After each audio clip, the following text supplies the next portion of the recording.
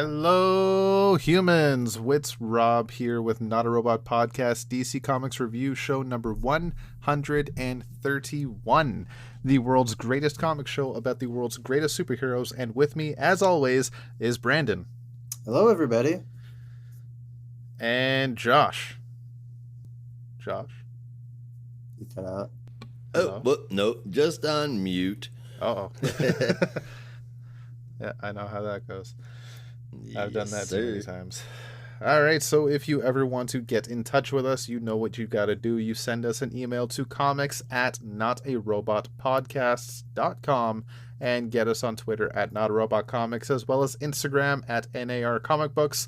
And if you feel like supporting us, visit buymeacoffee.com/NAR podcasts, where you can get access with some support to our very own Discord server and talk to us and other fans about all things geek, like how bloody beating a piñata based on Baby Yoda can be. Oh, God. It's at least if you fill it full of fake blood and raw beef. Like, it can get pretty bloody. But I blame the piñata makers for making a piñata based off a living creature. That's kind of fucked up. Yeah. Can we call Grogu a living creature? I mean... And you know what? Screw that. I don't... his name is not Grogu. It is Baby Yoda, and that's all there is to it. But... No. He was never called Baby Yoda. His name is Grogu. No, he wasn't. It's not mentioned in the show whatsoever. I don't care. All right, so for today's books, we are looking at Tim Drake number 5, Harley Quinn number 26, Punchline the Gotham Game number 4, Lazarus Planet We Once Were Gods number 1, Action Comics number 1051, Detective Comics number 1068, Catwoman number 51, and JSA number 2, as well as some honorable mentions. But before we get into that, as always, let's get into some news. What's going on in your necks of the woodsies, boys? Seeds. Something like that. Yeah. Not a whole bunch is going on over here. My kids just won a few awards in school. Holly is kicking ass at her job. She's getting into this whole homesteading, gardening stuff, and then she's been doing that for a couple of years. And the company she works for has just decided to start adopting that kind of stuff. So she's super excited about it. Homesteading is a way of growing things like plants and fruits and shit without ruining the soil. Okay. Nice. That's about all we've got. Yeah. Oh, and I saw that Blue Beetle. I saw a set picture of the Blue Beetle in full costume, and not from a distance, like up close. And holy crap! I posted it in Discord. Man, that thing is beautiful. Oh yeah, it looks good.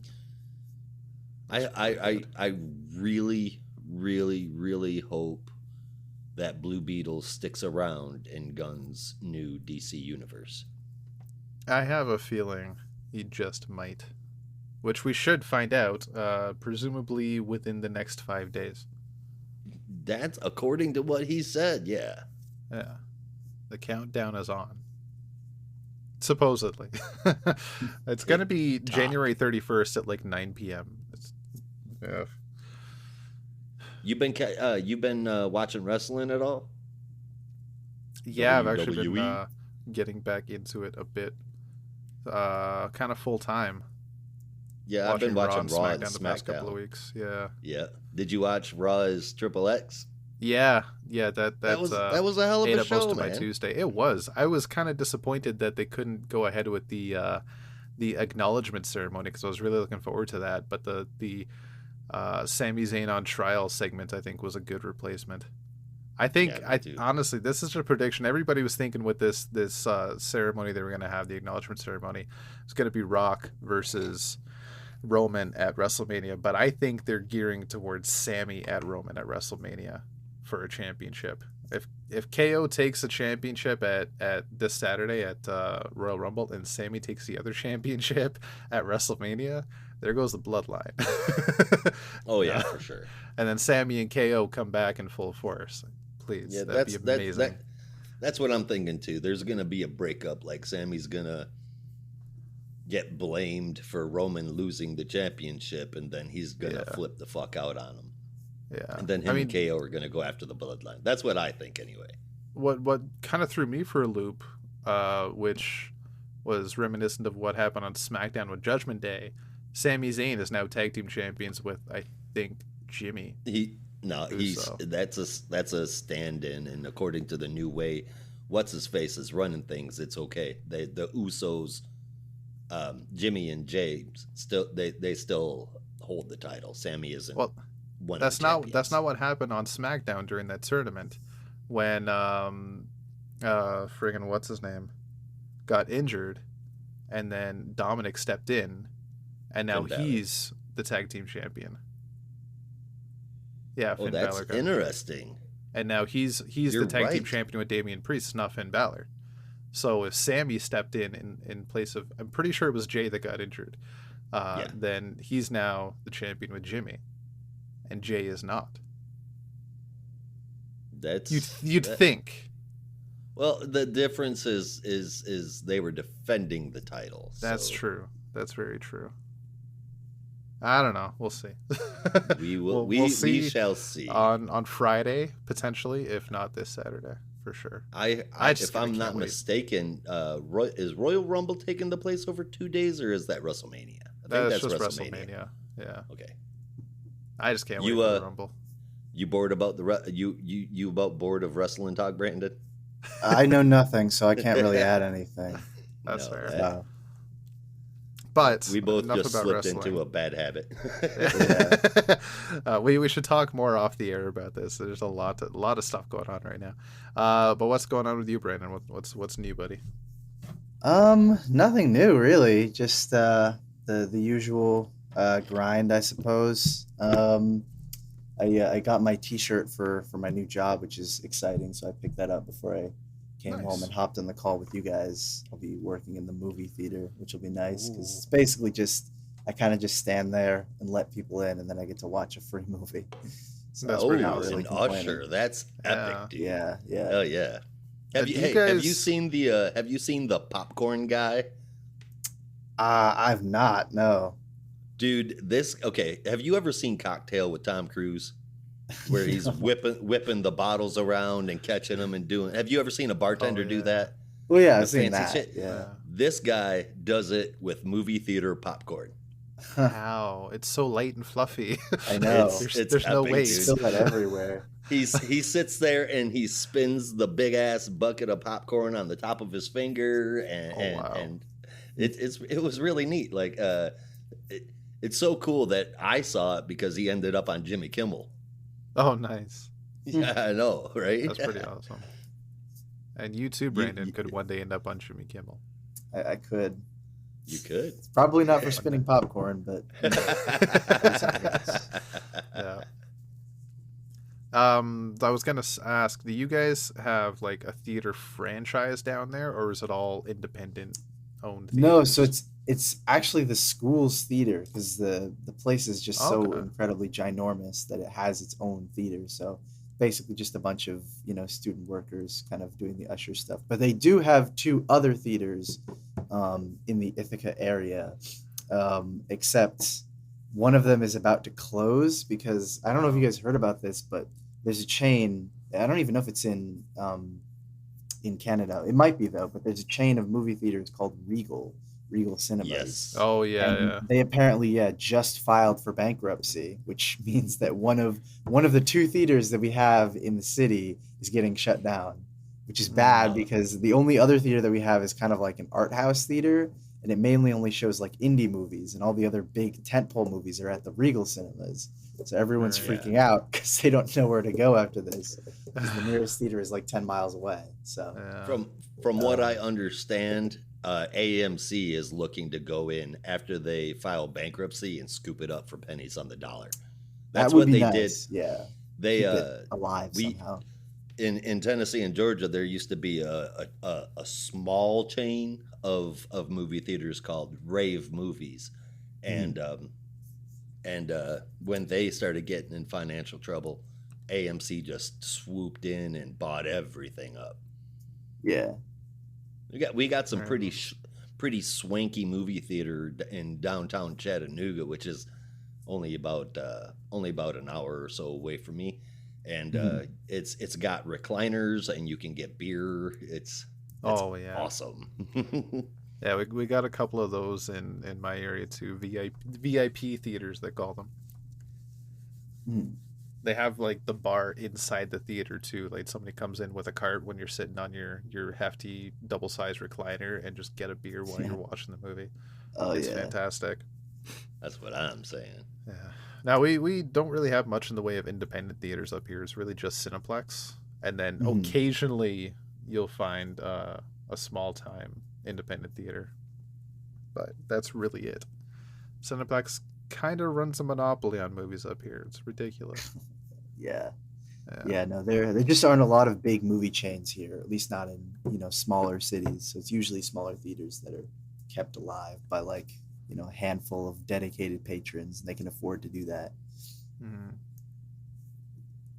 I mean, that's the only way it keeps the business alive is like basically you could find with other types of places that make money, you could find different avenues and valleys to make money on, but theaters is really just getting butts and seats. That's really all it is.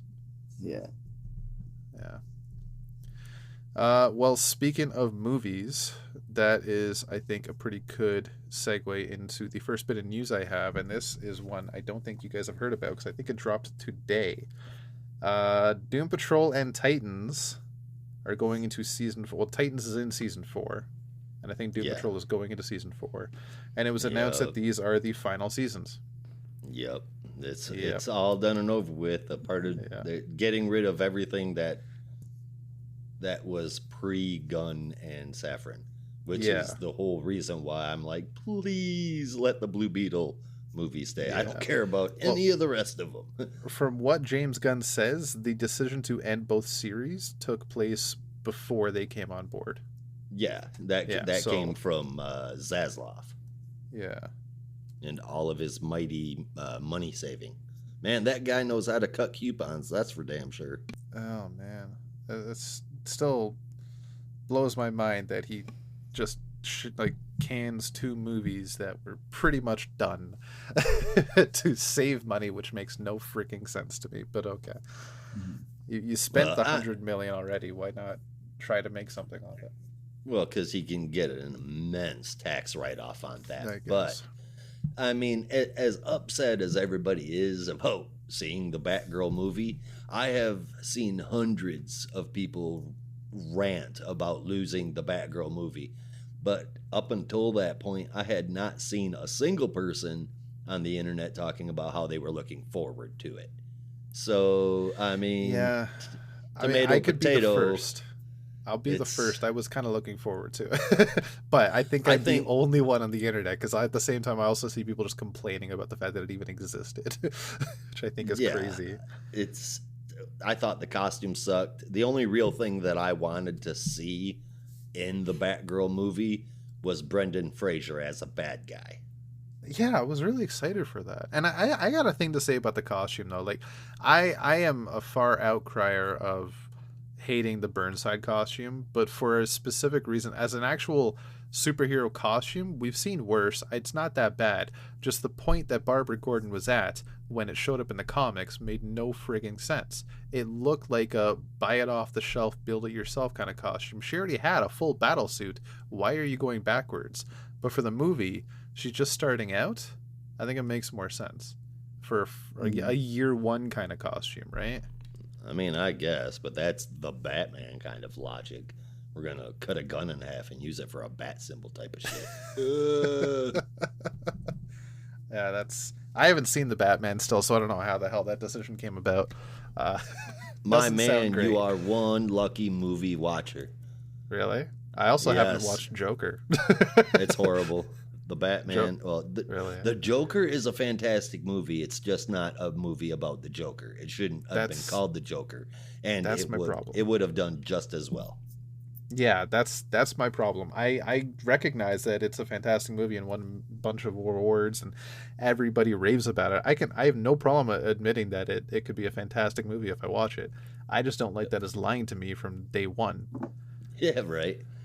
Same with the Batman. The Batman should have actually been titled 8. 8. Yep, to be the sequel of 7. Sequel, yeah. Yes. All right. Oh yeah, I think Paul Dano's Riddler was kind of fashioned off the Zodiac Killer too, wasn't he? Yes. Yeah. That's a choice. Not a good one. Yeah. Okay, so that's all I got for cinematic news, but we do have some pretty big comic news that shook the DC world yesterday and provided some Kaboom. Amazing timing on my part. Right? Yeah, so we have a weird. few. That was friggin' crazy. I was fiending in that morning, man. Okay, so DC has announced a few more books for their Dawn of DC initiative for the remainder of the year, starting with Titans, which is going to feature the team we see in the current issues of Nightwing, and it will be about the Titans taking their status as the premier super team on Earth. Excuse me. Comes out May 16th, and it is written by Tom Taylor with art from Nicholas Scott. Next up, we have Cyborg spinning into Dawn of DC, also coming May 16th, and it is being written by Morgan Hampton with art from Tom Rainey. Morgan Hampton also a member of the Milestone Initiative Talent Development Program, so we're seeing more of those people coming up. It's good to see.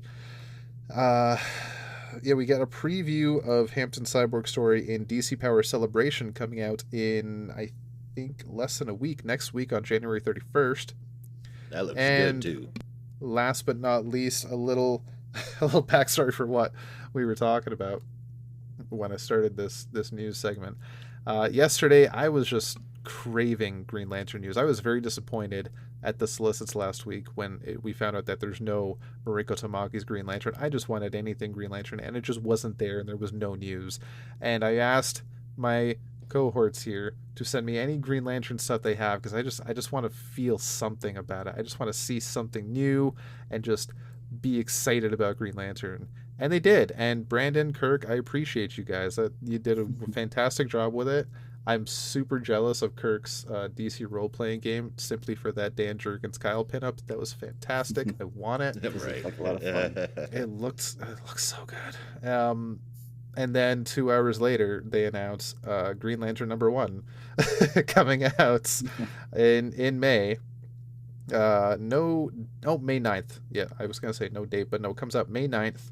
And it is actually, the creative team has changed. It's no longer written by Mariko Tamaki. It is written by Jeremy Adams, which I'm super stoked about, loving his Flash run, and drawn by Zermanico. Who could be upset about that artist choice? Absolutely not. Absolutely. I love Zermanico. Jeremy Adams fucked up a lot of shit. Oh wait, was it him? I think it was him. What are you talking about? Where he worked everything into Crisis on Earth 3 or whatever the hell that shit was called.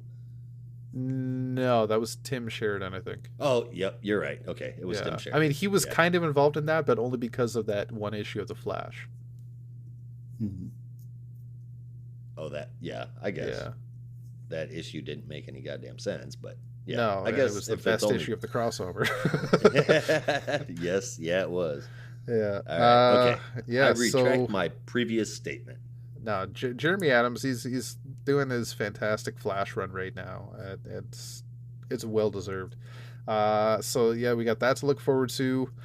Sinestro will be heavily involved, and it also includes a backup story about John Stewart, written by Philip Kennedy Johnson and drawn by Osvaldo Montos. Excuse me. So that also leads us to believe that maybe the 2 separate books that we were supposed to get this year, the Hal Jordan centric and John Stewart centric books, are both canceled and now combined into one double-sized book. At least I wanted to see a Tamaki written Green Lantern, though. That would have been very interesting to get personal. I can't say I was super excited for it, but I was curious. I was very curious to see what she would do with it. Yeah, and same it's here. a shame we won't get to see that going forward. I do wonder what happened, but I'm super stoked for Jeremy Adams. I love his writing right Mhm. now. And that also leads us to one last bit of news, which some news sites have broken. There was a new image of the Dawn of DC timeline posted with this press release, which shows some of the symbols we saw in the last image. And you see the tentacles plus a skull in the background, but it's all kind of shaded out. And as the timeline has moved forward, Lazarus Planet and the Superman logo is slowly being left in the darkness as we're moving closer into the middle of the year with reveals where you see a few more symbols, and then you see Wonder Woman coming up next. There's no dates on these, mind you, but you can get a good grasp of where they're going with this. But if you take that image and you brighten it up to immense levels, to the point that the skull is very, very visible. Think of when you're starting a brand new game and they want you to adjust the brightness on your screen so you can just barely see that symbol they have on the screen. It just like that. Just turn it up all the friggin' way, and you can get hints at the next two events this year. I don't know if DC left that as an Easter egg for people to potentially find, or if they just royally fucked up. But but it's there, and if you do not want to be spoiled, I will say just fast forward this a couple of minutes, because I will reveal at least the two titles that we have seen. Actually, I will say, Josh, were you paying attention to that conversation? Because I don't want to spoil that for you either if you didn't want to know it. I was in and out of it, but hearing what titles are coming up isn't going to really bother me. Just Fair enough. hearing the full plot of it, like we got with Dark Crisis. Jesus, man.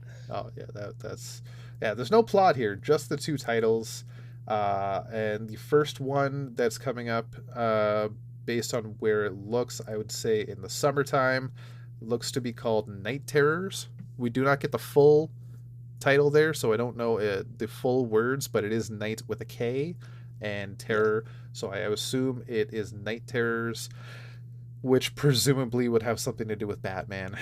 I'm just jumping that gun because of the word night with a K, but we'll see. As far as Night Terrors go, I feel, and maybe I'm wrong, but I feel like a month or so ago on the show, you and Brandon had mentioned something about Night Terrors.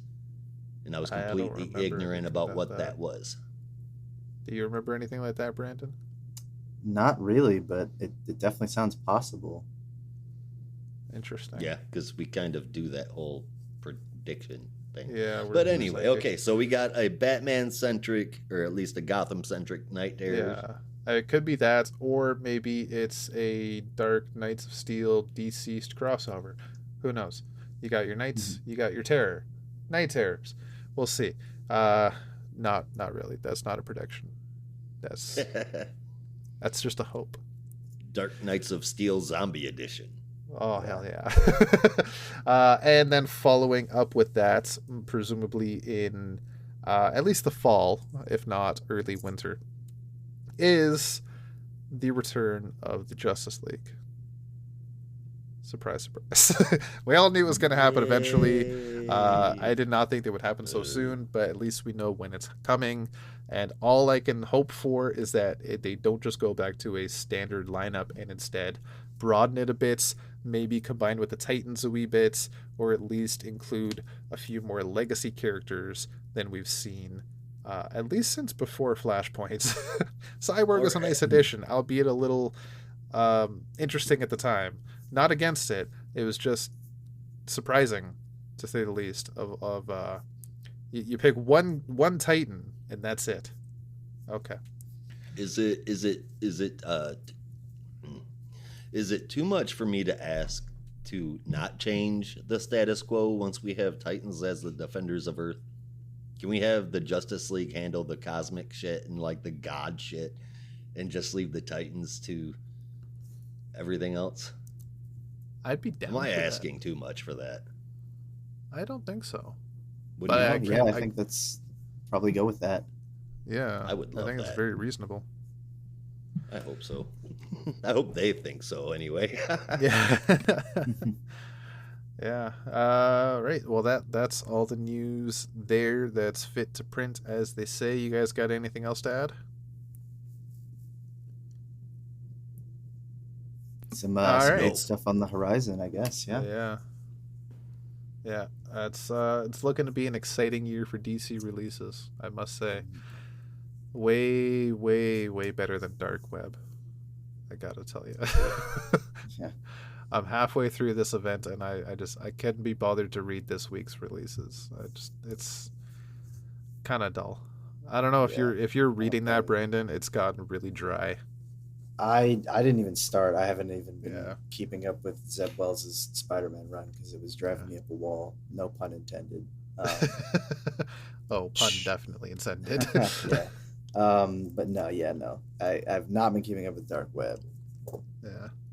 It at least for me, the Spider-Man stuff, the main Spider-Man issues, I think are the most interesting, being the bulk of the story. It's all the other tie-ins I just could not give a shit about. Yeah. The X-Men one was the most boring to me, but I also am not following X-Men in the slightest. So Yeah. yeah. You might like the X-Men. You follow the X-Men stuff, right? So you might be into Yeah, the X-Men yeah. story. I've slowly been trying to get back into it because I Yeah. kind of dropped off after the X Lives, X Deaths of Wolverine. But Yeah. yeah, no, Sins of Sinister came out this week, and that was delightfully fun. Oh yeah. I think some people aren't really looking forward to it, but I read that and I was just like, I am so in on this because it's so ridiculous, and I kind of need that. It's like delightfully so. I just read like a blurb about it, and it does Yeah. sound like a Mr. Sinister version of Age of Apocalypse almost, or Days Very of much Future so, yeah. Past. Well, I Yeah. think it had me from the first page because it was basically a parody of the opening of House of X, where it's like the very dramatic opening, except instead of Charles Xavier saying his iconic line, it's just Mr. Sinister saying "to me, my knees," and it's just a bunch of Sinister clones. It's so ridiculous, but I saw Oh, that and I was man. like, "There's no way I can't read this." So I Okay. read that You sold me. yesterday. Yeah, it was just I'll Is check out the Deadpool first gonna issue. be in it? crazy. I'm sorry. Is Deadpool gonna be in it? No, but it's bummer. a more whimsical kind of funny. I think that only Mr. Sinister could do. Yeah. Well, speaking of Deadpool, though, Josh, there is at least I'm thinking is a pretty fun Deadpool run right now. I think there's 3 issues deep, and it's been hilarious. Oh, If you're looking for new Deadpool stuff, I'm always looking for new Deadpool stuff. I could not tell you the creative teams right now. I don't remember. I just know I'm having a lot of fun with it. All right. Well, then I'll have to check it out. Right on. All right, so with that, I think we should get into our books for the week. Josh, if you want to tell us the honorable mentions this week. No, not really. I'm just kidding. There were a number of them, and I did manage to get through all of them. Sergeant Rock, man, that one is really fun. It continues to be. If you're not checking it out, do so because it's a really good. I guess it is a horror comic, but it's a fun horror comic, if that makes sense. And not really much horror in it either. I would think. Yeah. Batman Gilded City, or whatever the hell it's called. It's okay. It's like the literal definition of completely average, which, I mean, to me isn't exactly the greatest selling point when it comes to a comic book. Batman Catwoman One Bad Day. I don't know who Jamie McKelvey is. I don't remember the name, but I definitely will now. I am an instant fan, and I will read Glorious Willow Wilson's Catwoman anytime. Hell yeah. That's her name from now on. The G stands for Glorious. Not so glorious, the Human Target. I get that quite a lot of people like this series, and I am in the minority here. I am just not one of them. It's for me, it's very boring, and I'm glad I only have 1 issue to go. More detective stuff, Dead Boy Detectives, y'all. This one is even better than the last one. Please get out and show some love for this book. Buy it, support it, so we get more of it. It's absolutely wonderful. And then finally, Blue Beetle Graduation Day. The art is awesome and it's fun. It's great to look at. The story is great. It's a fun book to read all around. And the new Beetle mystery is really getting to me. I'm in it. And I can't wrap my head around why Jaime Reyes doesn't have his own ongoing. So go buy this one so we get more awesome stories with the best Beetle DC has ever had. Please. Definitely. Awesome. No offense to all the blue and gold fans out there, but Jaime is definitely better than Cord. As a commercial once said, why not both? You know? I'm down for both. All right, now we're going to get into our quick bites section for the week. Starting off, I don't know if you can hear that, just a bit of ASMR. Flipping the pages. Oh, yeah. All right. And first off, we're looking at Hi, Father, Help Us All. Tim Drake, number 5. It is written by Megan Fitzmartin with art from Riley Rossmo and Ricardo Lopez Ortiz, with colors from Lee Loffridge, letters from Josh Reed, and a very nice cover from Ricardo Lopez Ortiz. Tim Drake has finally come face to face with the grand murderer in his mystery right now, and in true classics fashion, they are revealed under the name Moriarty. Oh, and Tim uses his knowledge of chemistry to take down Moriarty's salt-based creatures, including throwing up on one. Yay. The fuck, man? He threw up on one. What? Why?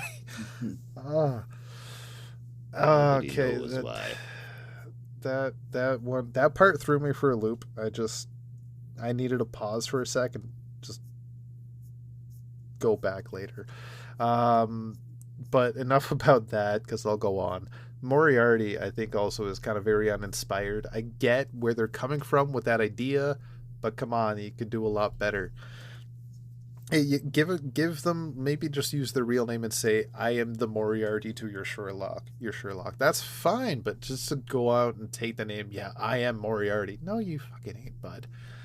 And Tim could tell when the art style changed. That was also kind of weird. He wakes up and he said, everything looks different. And that's when Ricardo Lopez Ortiz took over the pages. I really hope they explain that line next issue. Maybe there's some weird stuff going on. But it's really, really weird for a character that's not Deadpool or Harley Quinn to point out when art styles change. So that I didn't like. Quite honestly, this issue, 4 out of 10. I had to pause way too many times to read this. I really hope next story arc is a lot better. if it gets to another story arc, because this is dull. This is boring. I'm trying not to swear about it. It's dog shit. Okay, it's fucking dog shit. What do you guys think? Where were you at with it, Brandon? I am just sitting over here in my corner, smiling, chuckling like a loon at the people who said we need to have Tim Drake as Robin because the stories that we can tell with him at this moment are so important. And I'm looking at this book and I'm like, wow, yeah, you're right. They really are important. They're so important. They almost got me to stop reading comics, which that's a pretty impressive feat. Like, wow, that's good. That's good. Not a lot of things could do that, but this one nearly did. It's not bad. It's not the character. It's fucking Megan Fitzmartin. Okay, well, clearly they decided to go with Megan Fitzmartin for Tim Drake's stories right now. So I'm starting to wonder if they really couldn't get anyone else, then what's the problem here? But that's a whole other debate for another time. Point is, this book is pretty bad, and if it were not for this show, I would not have read this book. So I'm going to echo you, Rob, and give this a delightful 4 out of 10 for wasting my time. It scored only higher because I like Ricardo Lopez Ortiz. Yeah. Okay. Fair enough. It scored that well because I like the logo of the book. It's a cool logo, I must admit. Yeah. Well, then let me adjust the average here. I know that this is a quick bite issue, but forgive me for the length of my comment here. My comment here. Short version: this is trash. Accurate version: Dick's voice is wrong. Tim has been turned into nothing but a whiny prepubescent teen with codependency issues. Calling the villain Moriarty was broadcasted a mile away in this issue, the detective stories, of course, but then when Tim quoted Sherlock Holmes, I mean, And anyone drawing this should be embarrassed about themselves. Seriously, it's fucking embarrassing. That was for all the Letterkenny fans out there. And if I were Lee Loughridge, who happens to be an excellent colorist, I would remove myself from the book and tell Rosmo to color the fucking thing himself. It is 100% garbage with no redeeming value. It makes Psychic Milk look like one of the greatest story arcs ever told. When doing something... Oh, boy. When doing something dishonorable to an important person, a samurai removes themselves. It's called seppuku. And that is what Fitzmartin and Rosmo need to do. Literary comic book seppuku. Get the hell out of comic books. Do it with honor and move on. That's it. My score is 0.1 out of 10. Right on. Do you want me to get your trash can? I am done with anything Megan Fitzmartin has to do with. She has not written a single good issue in bare minimum 1 year. Not a single good issue. So we're dropping this book, right? That's the consensus I'm getting. I don't want to read this anymore. I think that might be the way to go. Yeah. All right, Josh, hit that button.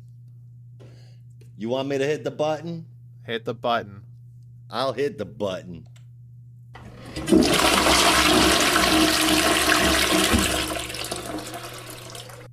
Button right hit. On. So long, Tim Drake. It's been a blast. Goodbye. I'd say it's been a blast, but it was not a blast. Goodbye, Fitzmartin and Rosmo. DC said, what would piss Josh off the most? We don't want to use Bendis. We just got rid of him.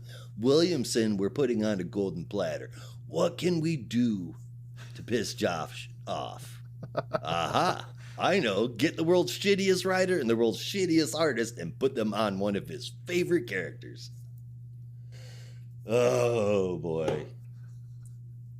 I want to flush it again. Oh, yeah. It's bad. But let's please move on so I can try to forget about Tim Drake. I just need... Did you kick a trash can when you said fucking embarrassing? Or do you need me to get... I did it in my head. Okay. I did do the arm swing, though. Yeah. And then talk about your dead wife, Barb. Let's see about Barb. Character's been on television for 878 years and we still don't know what his name is. Nah. But they'll always tease it. All right, so that was something. And now we're going to get on to something better. It is Harley Quinn number 26, and Mr. Brandon is going to tell us about that. All right. Yeah, this is Harley Quinn 26, Who Killed Harley Quinn, Chapter 5, written by Stephanie Phillips, with art from David Baldion, Matteo Lolli, and Pasquale Calano, with colors from Rain Barreto, and letters from And World Design. Not too much to say about this one, really. It's continuing our multiversal madness storyline with Harley at the center of that madness, although we have a very fun guest star for this issue, none other than Kate Kane, Batwoman, who is sort of dropping into this whole madness unexpected and finds herself teaming up with Harley, of all people, to try and figure out the best way to get rid of this madness as much as they can. And they hatch a plan together to try and capture the evil Batman Who Laughs looking Harley, and ultimately find themselves in a much more precarious situation. Though I'll say Harley finds herself in that situation even more so, as that evil death metal looking Harley has taken someone very precious to her. And I'll leave it at that. But our story will be concluded next month, which is crazy because it feels like this story has really just flown by. but still pretty fun. I think despite it kind of being the end of this run of Harley, although I know the next writer is continuing the story, it's been fun, and I'll actually kind of be sad to see this one go in a weird way. Not perfect by any means, and I think at points the stories can be a little chatty or over chatty, but it's fun enough and wild enough that I can kind of overlook some of the flaws and just enjoy the story. So I gave this one a 7.5 out of 10. I'm mildly curious to see how they're all gonna wrap up this madness next month. Yeah, I agree. It's been a very fun issue and a fun run, especially with all these different Harleys to look at. And I always love when you get multiversal versions because you can pinpoint, oh, that one's from the Arkham series, so that's from the animated series, oh, and that's from Injustice. Yeah, but what the hell happened to Mermaid Harley? She's I on know, the I water guess. somewhere. They even mentioned that. Yeah, you're just gonna forget that she exists. She's gonna come back in the final act and just save the day. Mermaid Harley. That's why is the Harley was best. such a yeah. Yeah. Harley, Quinn, and Kane take on saving Gotham from Harleys. Sounds like a law firm. Yeah. So 8.5 out of 10 for this one. I can agree with Brandon. It's been an up and down run, but it's what happens. But it is refreshing to see that when a writer leaves a book, they don't just cancel the book; they get another team Mhm. and continue the numbering. Don't just go back to number one. It feels weird to say, but it's classic at this point. Yeah. Here's another issue that is trying to piss me off. Uh, What is with this last page, last panel, let me down bullshit that they keep doing with this book? Last time it was the Harley Who Laughs that shows up. Excellent book right up until that last page. Same thing with this. How in the hell does it make any sense that Ivy has been caught by the Harley Who Laughs? Let me guess. This happens after the issue, or after the events of issue number 12 in Poison Ivy, which is convenient. No, it's not. It's completely fucking stupid. Again, the issue is great. Again, all the way into the last page. Stephanie Phillips is usually either hit or miss, but doing both in the same issue, that takes some kind of bullshit talent. Stop fucking with my favorite characters, DC. The art is great, but this keeps introducing really dumb stuff on the very last page. And the only problem that I have, if we take the last pages away, the only problem that I have with this issue is why is Harley all back to normal Harley when she's supposed to be the dark and angry and Lazarus resin affected Harley Quinn? All I can say right now is thank goodness for good art. This arc is called Who Killed Harley Quinn, and I believe Stephanie Phillips did. I gave it a 5 out of 10.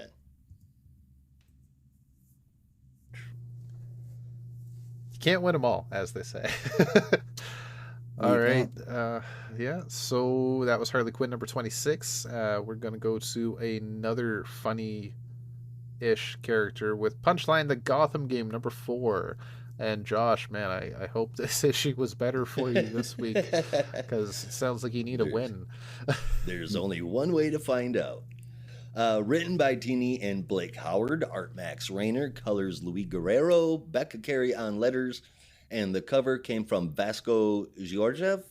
I know Brandon knows how to pronounce that last name, but I do not. The Gotham Game Part 4. So Cullen is locked up in a cage. Bluff is trying to placate him by giving him a Nintendo Switch because, that would totally make up for kidnapping and false imprisonment. But hey, maybe I am too old to understand young people relationships.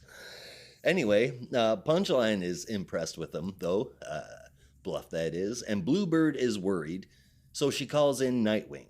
She's not the only one against Punchline, though, as Black Mask and the organized crime bosses plan on taking her out, too. While Roman keeps Punchline busy with banter, his lackeys take out the Royal Flush Gang at the ports, and as the last one lays on the floor, he says, "Password, execute, aces high. So I guess we will find out what that exactly means next month. This book has got cool progression in it. It's satisfying anyway, and the art is great mostly. There are a number of places it just didn't look good, a couple of faces mostly, and the same can be said for the dialogue. But I guess not. No. Let me adjust that. It's mostly the dialogue between Nightwing and Bluebird. Everything else was spot on. This is not a bad issue, but it is not the best issue from this series. Satisfying read, but again, definitely not the best out of the last 4. I gave it a 7 out of 10, which is a marked improvement over the last 2 issues.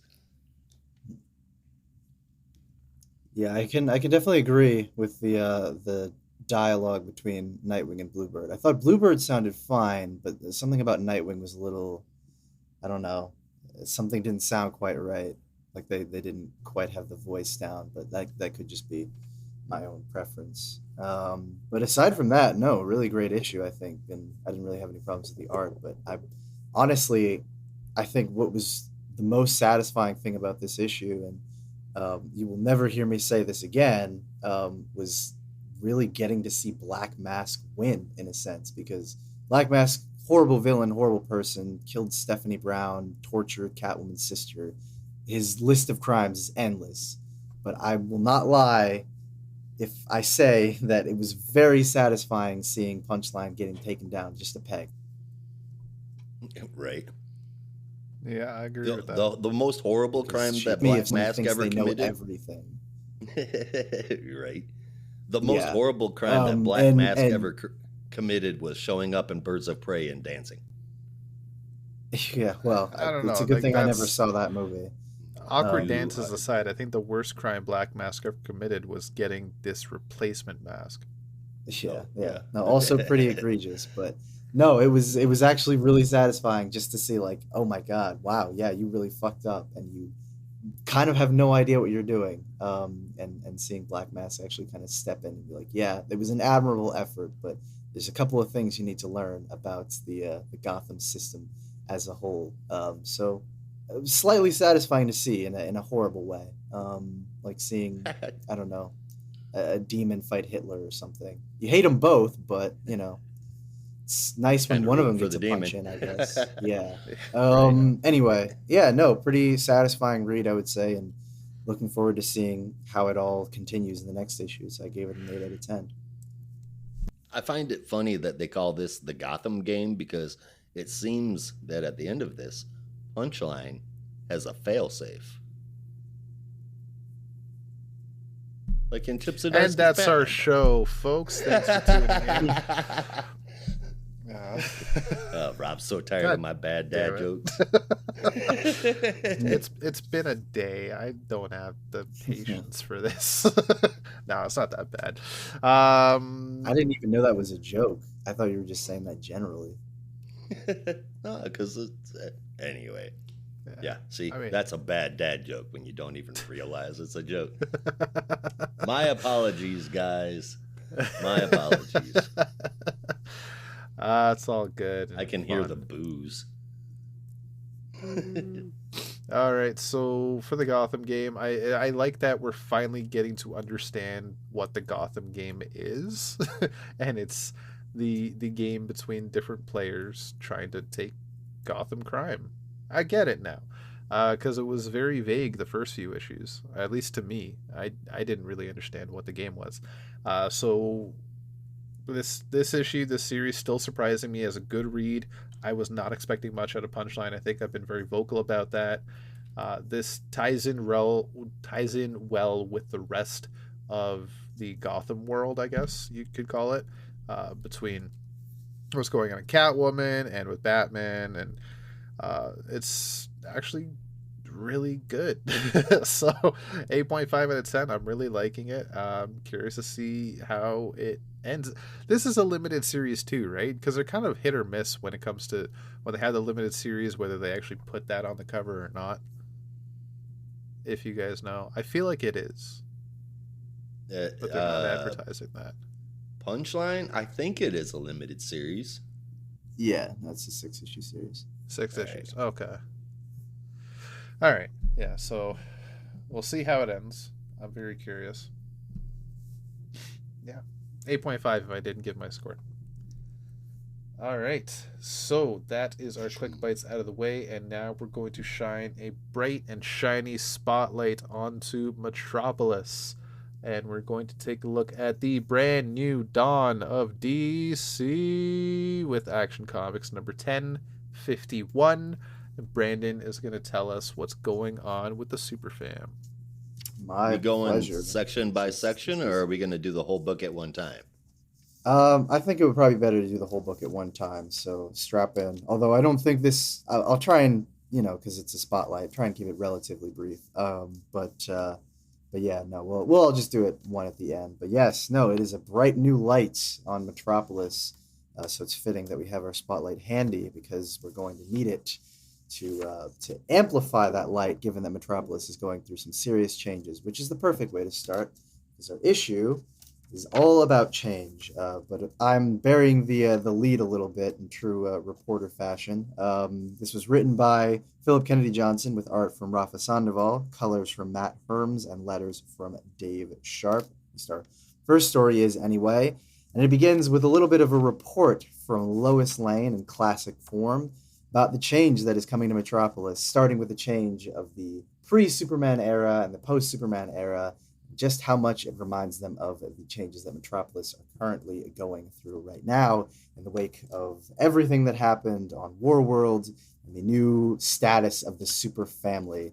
And really, it's a good way to segue to our new status quo as we get a sense of where Metropolis stands right now on the super family. There's a whole movement that is sort of against some of the new changes that have been coming to Metropolis, but they're all still looking to the sky, regardless of whether they want to or not, given that Superman is there to save them. But we cut away from a very action-packed scene in Metropolis over to the Metropolis home of the Kents, where they are enjoying some downtime, some much-deserved downtime, before Clark makes a big announcement regarding some of the changes that are coming in the status quo. The first of which is that 2 new members of the House of El will be making their debut, both with the Kents and in the public scene, is, of course, Otho and Osul Ra, who we met.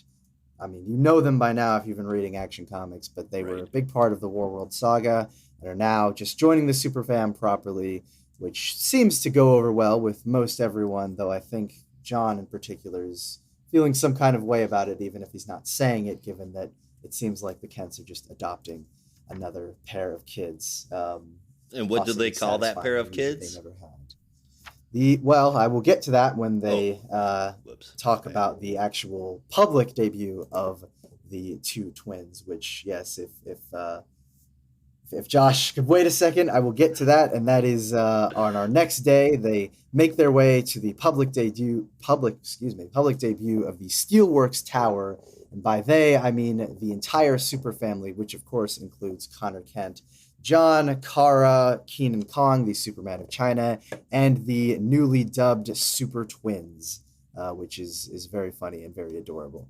And it seems to be a very public affair, or at least a positive public affair, I should say.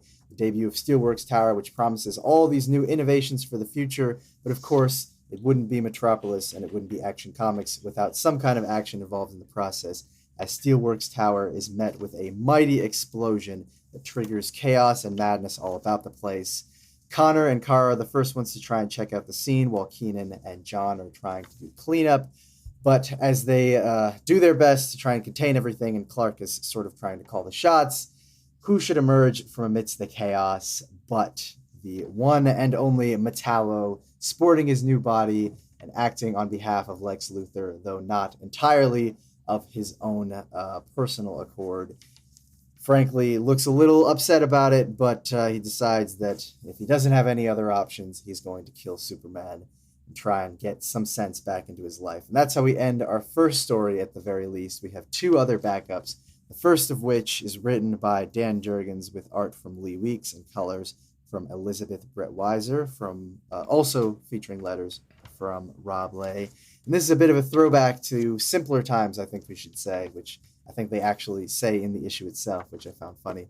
But essentially, this is a lost story of the Superman era, the Rebirth Superman era, I should say, when John had not yet gone off into space with his grandfather and was still a young kid, but still innocent enough. And they make their way back to the farm that they had spent the most of their time on during the Rebirth era as a way to kind of recuperate from the battle with Doombreaker in the 30th anniversary special. And it's just a nice way to kind of, cleanse their palate and get things a little bit back to basics. But despite this, there's still some strange madness going amok as one of the fragments from the Doombreaker entity or whatever is still missing, and the Justice League are trying to track that down, Clark specifically, just to make sure that it doesn't fall into the wrong hands. Little do they know that it's actually in the hands of their own son, and John is not really doing his own investigations, but I guess just trying to keep an eye on it and make sure that, well, also it doesn't fall into the wrong hands. But before he can really examine it any further, a strange ship falls from the sky, and from it emerges an alien creature. But no, this is not the Superman story that we're all familiar with. This is a new alien creature who, for some reason or another, decides that she wants to crash land on Earth and demands that John take her to her king in true alien fashion. Our final story, written by Leah Williams with art from Marguerite Sauvage and letters from Becca Carey, it's a fairly simple one. It's a team up between a Power Girl and Omen, and they're opening their new clinic to help the psychically afflicted. In particular, this time they're helping Beast Boy, who seems to be suffering some kind of psychic trauma following his battle with Deathstroke, though as we later learn in the story, it's actually not so much just contained with Deathstroke, but it's also some of the problems that he'd had with his connection to the Red. And once they're able to heal that and restore Garfield to his normal state, he breaks down crying before, well, he doesn't explain exactly everything that's going on with him right now, but we can safely assume that that will be continued in the next issue. But a pretty Titanic, action-packed, I dare say, issue. A great start to this era of the Super Family, and also a nice way to start the dawn of the DCU initiative. I'm personally really looking forward to everything that's going on in the main story because, it's promising to be a pretty engaging story with Metallo, but it seems like there's also a lot of really interesting changes in and around Metropolis to look forward to, both with the Super Family, with the Steel Family, with really just everything. And they could kind of take it in every direction that they choose. And I'm hoping that each direction will prove satisfying. It seems like it may, but I guess I'm just kind of waiting here to see which direction they'll choose. But it seems like they're focusing on Metallo for now. But really exciting start, and looking forward to the stories to come with the Super Family within the next coming month. So this one got a 9 out of 10 for me. I was very, very pleased with this issue. Right on. I definitely agree there. Great new direction. I love the new costumes and the family dynamic. I do think it would have been cool to see Clark get a new costume too, because it's kind of weird that the rest of the family has all these rad-ass leather jackets, and then Soups is just in his regular costume. Why? Why is he different? John's the art is to be different too. Yeah. The art is fantastic. The story is really interesting. I'm excited for this Dawn of DC initiative they got going on. With the John backup, it's great to see Jurgens playing with that time in John's life again. I do wonder if this is going to lead to anything significant down the line. I really hope so. And the Power Girl backup, I think, has tons of potential. Maybe Heroes in Crisis done right, perhaps? Because that really... I've read tons of interviews in the past with Tom King and how he didn't really want to end it that way. That was not his intention. So it's not even really his fault. He was kind of pushed into making it a big deal with Wally. Because I've always been a big purveyor saying, like, the first half of that book, when you get down and dirty with the the problems that the hero community has, it was quite good. It was interesting. But it was the other shit going on that really brought the book down. And if this is doing what that was doing, then I'm all for that, because it's a real thing that's not really explored much, that these heroes that go out and save the day, they're bound to have some traumatic experiences, and how do they deal with that apart from therapy? So I really hope this leads to more things, or at least gets bigger going down the road. I think it'd be a lot of fun to see. 9.25 out of 10 for the whole issue. Right on. That's a hell of a score, guys. Part 1, first, I'm going to agree with Rob there. The costumes look kick-ass. Second, Metallo is a badass here, but he seems to have a little bit of low self-esteem, maybe? He sure is sensitive about the way that he looks, and he doesn't think his face looks right. He mentions that in the book. I feel like there's something more there, and that this is that part of this story is going to play into it in a much larger way. I'm looking forward to reading it and looking at it, because wow, this is some good stuff right here.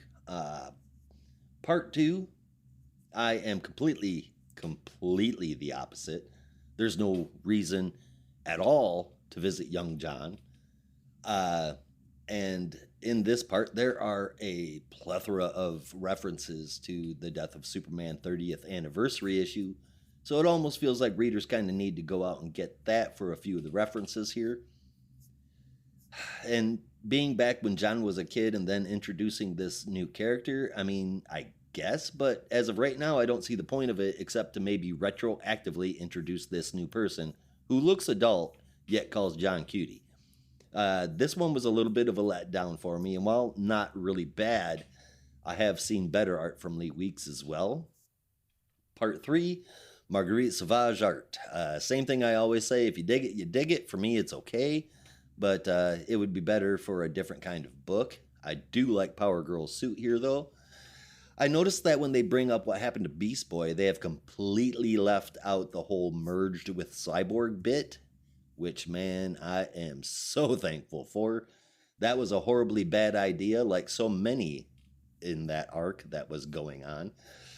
What's not a bad idea is this counseling heroes deal that Omen and Power Girl are setting up, and I say that with 100% confidence because there is no way that DC will repeat anything in Heroes in Crisis.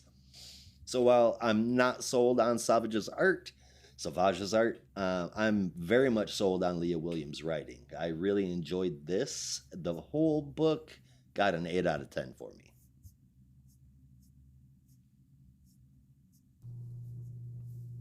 I would say good scores all around. I think this first chapter in Dawn of DC is promising a bright future, and I hope they stick with that for the rest of the year. Please, no L's. We cannot take any more L's, please. No, the whole book is about L's. That's our show, folks. God, I gave it to you there. I gotta admit, I walked right into that one. I didn't see it coming. I should have. That was yours. Yeah. Should have locked the door. If not, I'm gonna boot it open. All right, with that, we're going to get into our second book in the Spotlight section of the week, and that is our look at the Lazarus Planet event with We Once Were Gods #1. Before I get into this oversized issue, I'm going to take a drink of water, because there's a lot of stories to talk about here.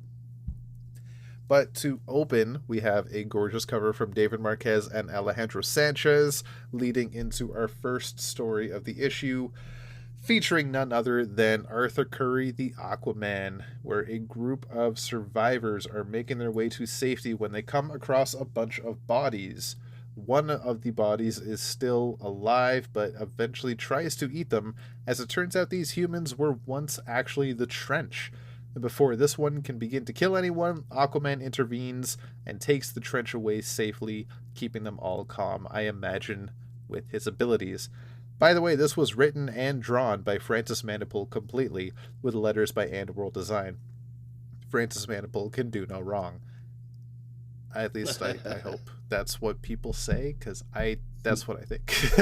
Dude rocks. So honestly, this this ending, that was a twist I did not expect. Also, it hints at more Aquaman to come, so that's pretty dope. Maybe a series.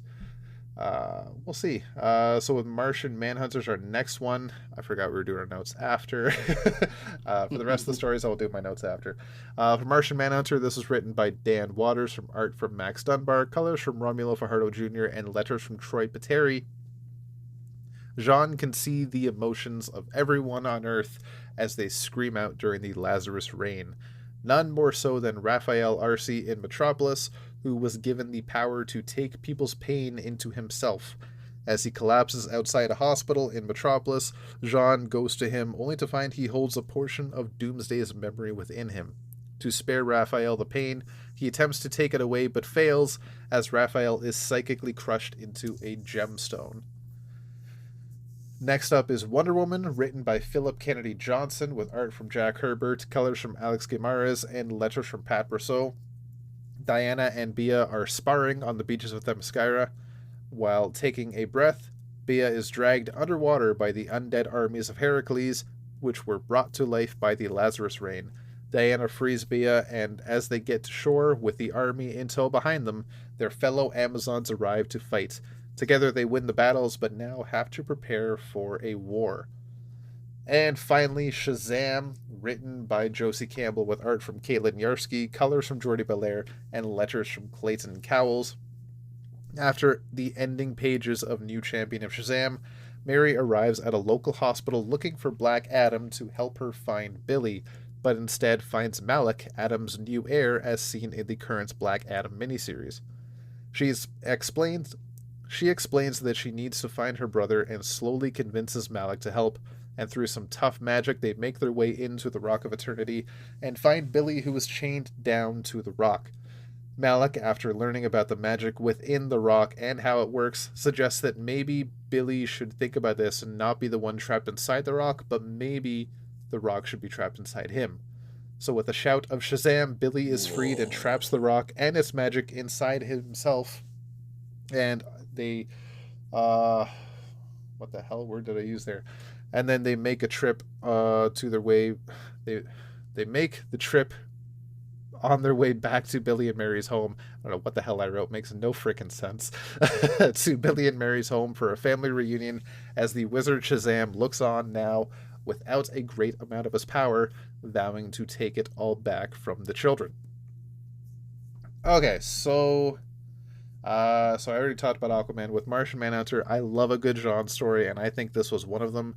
Hopefully more coming down the road from him, because we definitely, it's criminally bad that we do not get more Martian Manhunter stories, or at least good ones. And this, I think, was interesting to touch on with his abilities and whatever might be happening with this blood gemstone. With Wonder Woman, finally a Wonder Woman story, a current Wonder Woman story I can care about. That's all I can say about that right now. We will see going forward in the next chapter of Lazarus Planet. And with Shazam, oddly simple explanation for Billy being freed. Lots of questions left open, though, such as where was young Adam? And I don't remember his name, but that demon kid from TTA. Are there two champions now with Billy and Mary? I can't wait to see what happens in Mark Waid's Shazam series, because I hope a lot of those questions are answered. There's a lot of doors left open. And I feel like that Billy just screaming Shazam and being freed was a little too on the nose, maybe a little too easy. That it just feels like it was explained away. There was all this pressure on, he has to be in the Rock of Eternity to keep it safe, to keep the magic at bay, and he has to be stuck there. And now all of a sudden it's like, nah, man, you are the Rock now. It's like, okay, yeah, Shazam, fuck you, Rock. No. Whoa. Yeah. So all in all, I enjoyed most of these stories. The Shazam one I have some problems with, but I did enjoy seeing Mary and Malik working together, and the art was pretty fantastic throughout, so I will give it an 8.75 out of 10. Nice.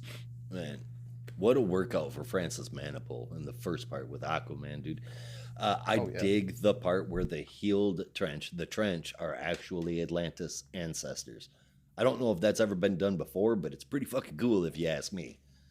Yeah. Not many pages and still one hell of a setup. The second part, Waters did it again, man. A great comic book story with a theme that was heartfelt through John Johns. The sacrifice of this new character, turning him into a psychic gem of blood and pain that I can't help but wonder is going to be making another appearance rather soon.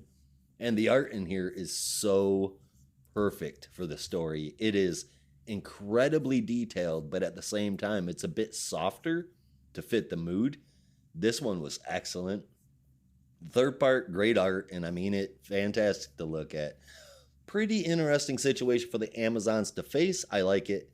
But the thing here, the thing I see here undeniably is that I need Philip Kennedy Johnson on a Wonder Woman / Amazon book stat so the character can be saved from the nightmarish hell that the current creative team have been weaving it through.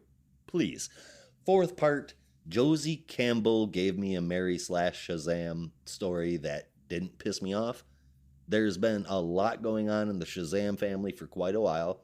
I was genuinely worried about how they were going to pull everything together.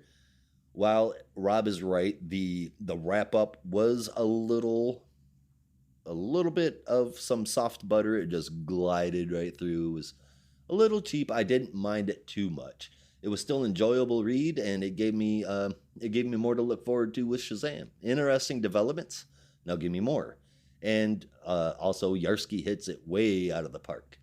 Altogether, man, it's a 4-part issue that looks great and has all 4 stories being really good. Now, for me, that's something I find it's very rare. And they made it happen here. So, Lazarus Planet gets a 9 out of 10. I didn't see that coming. Yeah, not a bad issue.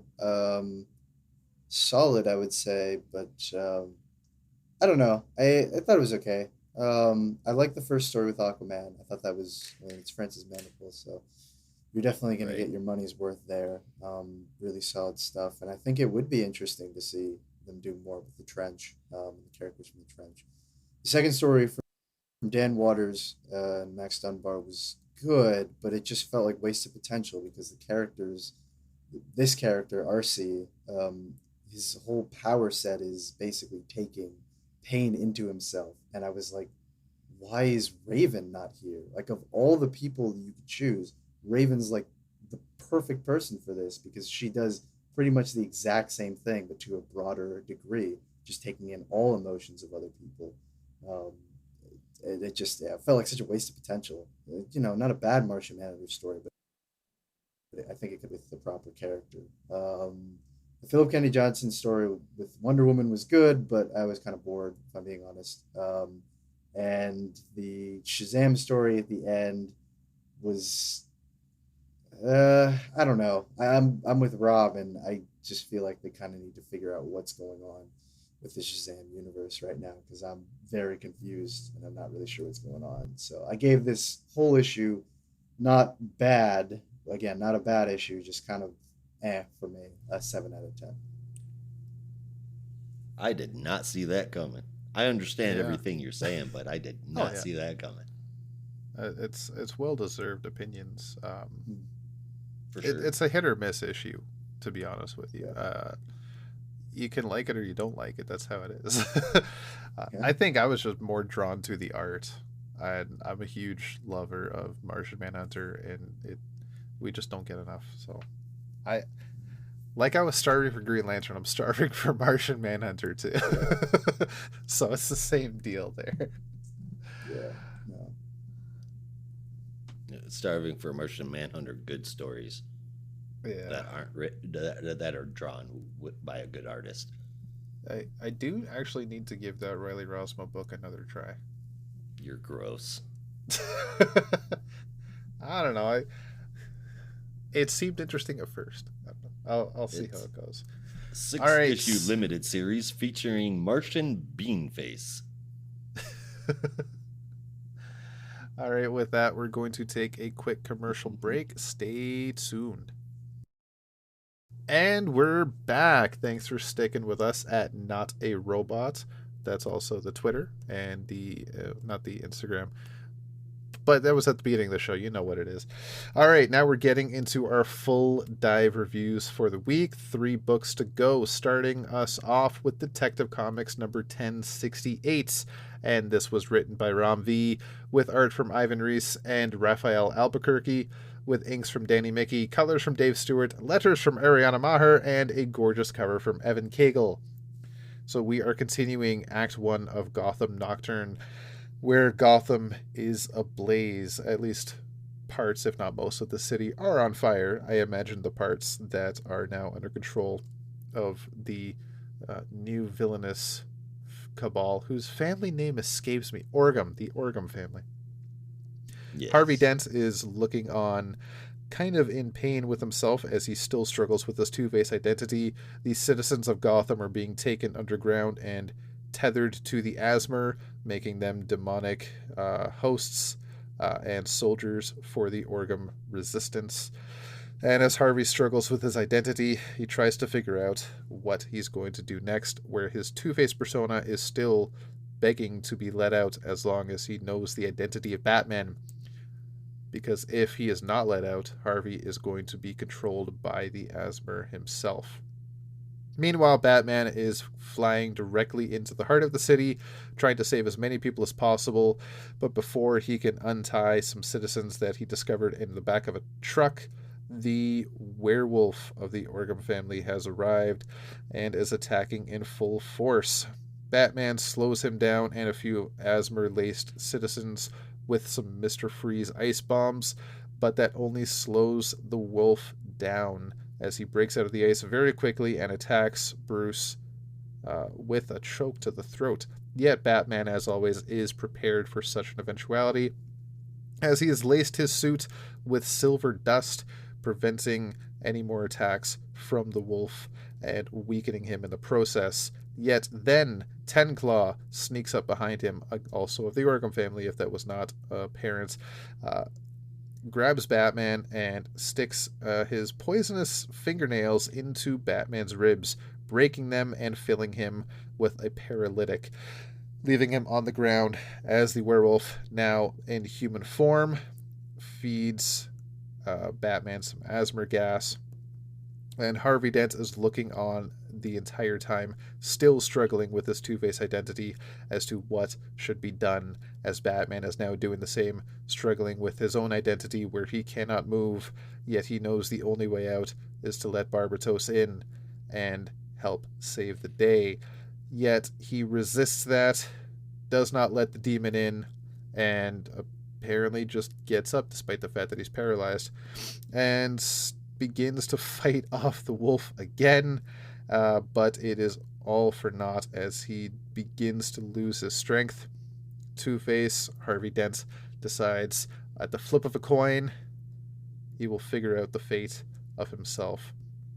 And the coin has decided, as Batman falls, that Two-Face will take over, preventing the Asmer from taking over Harvey Dent, as Two-Face now knows Batman's true identity as Bruce Wayne. He takes a gun to the wolf as Ten Claw has left to rejoin the rest of the Orgham family and shoots him point blank. Two-Face now takes Batman, blows up the area they were in to hide any trace of any fight whatsoever, and races off to parts unknown. The GCPD are looking on in horror, trying to figure out what the hell they're going to do next, as most of Gotham is still ablaze and getting worse, as Gordon then decides to go out and find Batman, as was their deal earlier on in the issue. And then we see Two-Face has taken Batman to a doctor's office of all things, but no doctor other than Dr. Jocasta Joy, who you may remember from Arkham City, The Order of the World. He breaks into Dr. Joy's office, but Dr. Joy is not there, and yet none other than the Ten-Eyed Man, also from Arkham City, The Order of the World, is the only one there, and says Dr. Joy is not here. She's been gone for a while, but I'm watching her place until she comes back. And in a brief backup, Gordon is with the man he saved in the first backup in, what was it, the ruins of Arkham, trying to figure out his mysterious past. And as Gordon is looking through a letter that was hidden in a book that may or may not provide some details onto the man's whereabouts, the man hears a familiar tune that Gordon then whistles, and then sees the tune around Gordon as it escapes, and Gordon forgets the tune all of a sudden. So the man follows the tune out the window and follows it across various citizens, up a building, and onto a rooftop, where he loses track of it as Batman arrives. But the man sees Batman as a demonic beast and is afraid, despite the fact that he's already seen Batman to begin with. Gordon arrives and says, "Batman, please, I've got this. I need him. I'm taking care of him. I can do this. Just leave, because you're scaring the Jesus out of him." So Batman does take off, and the man looks on at the city as it begins to become ablaze and tries to figure out where that tune is from and what he can do about it. So that's some interesting stuff. Starting with the Gordon back, I was very curious. What's up with this guy?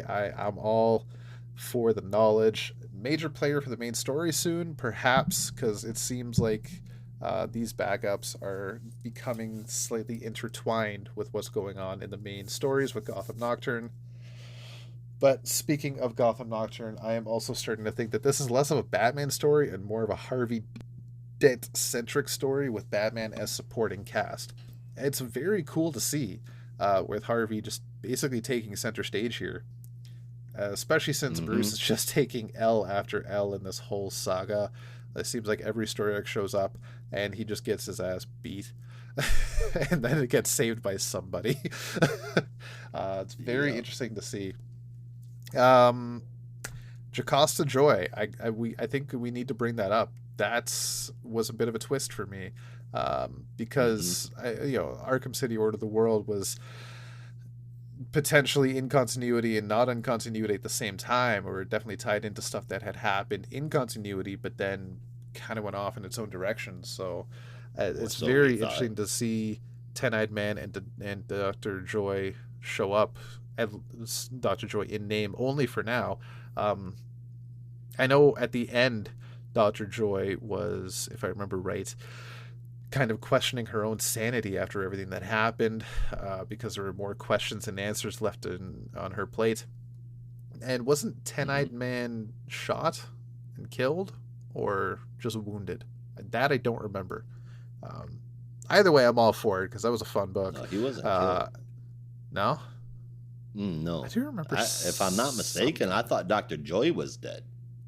Or he lost an eye, didn't he? He something happened to Ten-Eyed Man. He something to do with the eyes on his fingers. He got a little blind because he didn't have all of them anymore. Yeah. Either way, it's cool to see these characters return, especially in this story. I'm all for it. 8.75 out of 10 here. Art was good throughout. Hell yeah, man. Both parts of this book are phenomenal. The front one, it's one of the most deeply personal stories in Detective Comics history. The deep dive into Harvey's consciousness and that internal struggle between him and Two-Face. For me, man, it's just engrossing. I can't pull myself away. Last night, Holly was calling me into the kitchen for dinner, and I said, "You're gonna have to wait until I finish reading this." I'm enjoying it so much. And Spurrier's story in the back is, number one, it's classic Spurrier. Number two, it's just as interesting, even if I'm not a big fan of Danny's work in that backup. Ivan Reyes is an art god, and everything that he touches is gold. And the same goes for this issue. Now, Ten-Eyed Man being there from the Arkham story, which was just as great as this. Two-Face knowing that Batman is Bruce, it only makes me crave the next issue, man. I love this.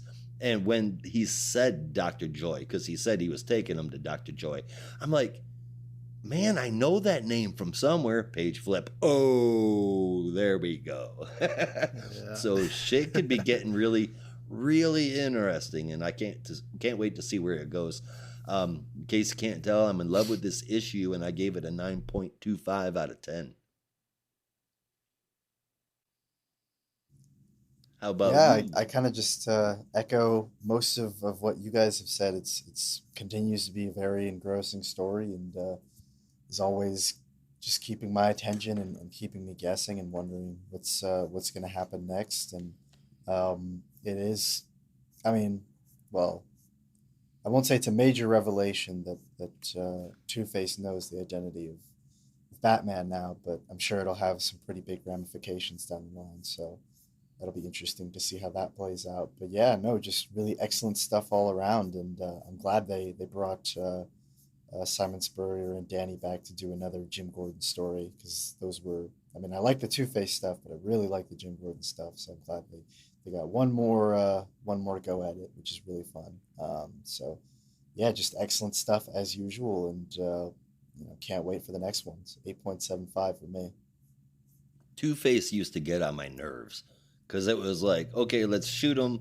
All right, now he's leading a cult. All right, now he shot somebody. Let's put him back into a cult.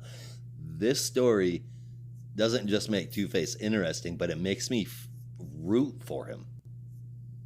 Like, I feel bad for Harvey Dent. I never thought I would ever say those words. You've read The Long Halloween, good, right? Oh, well, yeah, since then. Yeah. That's a long-ass time ago. Huh. If there's a story that makes you feel for Harvey Dent, it's The Long Halloween. For sure. This is creeping up on it, man. Like I said, it's been a long-ass time. And then they made him annoying. But redemption, man. And I have a feeling that may be the entire point of this story. We'll see, though. Yeah. All right. Well, I don't know if Ramvi said how long this story line is going to be, but I think we have a lot more to go. I think this is... I know it's Gotham Nocturne Act 1, but we've already had 2 story arcs in this whole storyline, haven't we? Kind of. It was maybe prologue or something like that. Kind of, yes. Yeah. Well, there's a lot more to come. We'll see where it goes, because it's been exciting. All right, so with that, we're going to go over to a part of Gotham that is not on fire, and that is in Catwoman number 51, where Josh is going to tell us about that. I will. And in true Rob fashion, I have forgotten to write down the creative team, and I'm flipping back and forth between the pages, and I just don't see it listed in the book, so I am going to do my best to try and remember everybody's first name. Written by Tini Howard with art from, is it Sami Basri? Yes. And colors from Cifuentes, and art from Gandini, and I'm blanking on their names. I am so sorry, guys, because I do know that I like your work. This is Catwoman number 51. The issue picks up with Selina picked off. She's in the clink, and it is the morning time raid. The guards find a book underneath Selina's bed, and now a lot of story makes even more sense. It was a movie, but that movie was based on a book. Dangerous Liaisons was the name of the book that they found. That is a book that was written like 200 years ago about how horrible decadent society is. It's also a book about 2 lovers that do some hardcore cat and mouse stuff just to bring a little bit of happiness to their lives individually. It ends, spoiler alert, with one of the lovers dying. Well, actually, both of them. The woman dies of a broken heart, and the man, he dies in a duel over the woman, and ultimately because of the games that he had been playing. Does that sound a little familiar? Because the name of that character was Vicomte de Valmont, which is the guy that Selina killed. Anyway, so Selena is in jail and fighting her way up the food chain. We see her call Dario, aka Tomcat, and she's asking for the new Catwoman to make a withdrawal of the exchange rate from the bank at the dock. And there's a lot of Gotham business going on in Tricorner. But after some more fighting again, she's made a small friend in someone that goes by the name Marquis, which is also from Dangerous Liaisons. That's the woman who died of a broken heart. Later, Selena gets a visit and she is slid another book. It's Maria or the Wrongs of Woman, which is a very radical feminist book about a woman who gets locked away by her husband. So yeah, definitely no underlying parallels going on here. Anyway, Selena overcomes the power struggle deal with the call that she made earlier. No, it is not money. It is cheese, crackers, and Snickers bars. She has commissary items that Catwoman and Tomcat stole from where it was shipped. The end of this issue wraps up with Ventura Fremont insisting that she will be representing Selena, even though Selena has declined it. Selena wants to be punished for killing Valmont and for changing the way that her and Bruce have a relationship, the way he looks at her. Again, she turns it down, but Fremont says that this is not about her. It's about Fremont's need to seek the truth out. And damn, was this good. I am definitely not tired of this at all, and I really dig the old literature references I was spouting on. I could see Rob getting bored, but this story is consistently moving forward, and it is being done well, which isn't always an easy thing to do in comics. And the art looks so very good in every single panel. I love the series, and I really, really love this issue. Really like this issue, I gave it an 8.5 out of 10. I know. Outboard, my knuckle just accidentally cracked when I tried to turn something on my Lex Luthor figure. So it really hurt. Yeah. Yeah. Oh, man. Yeah, I know that prison arcs, which is, when your character is in prison, are kind of infamous in comics. They're usually either really loved or really hated. But I don't know. I always kind of have a soft spot for them. Like some of the ones that I've read are usually pretty good. Daredevil recently and during Ed Brubaker's run, or even seeing Batman briefly in jail or in prison awaiting trial. I think during the murder arc or stuff like. I just like the concept because it keeps them confined and they really have to be clever. White Knight, of course.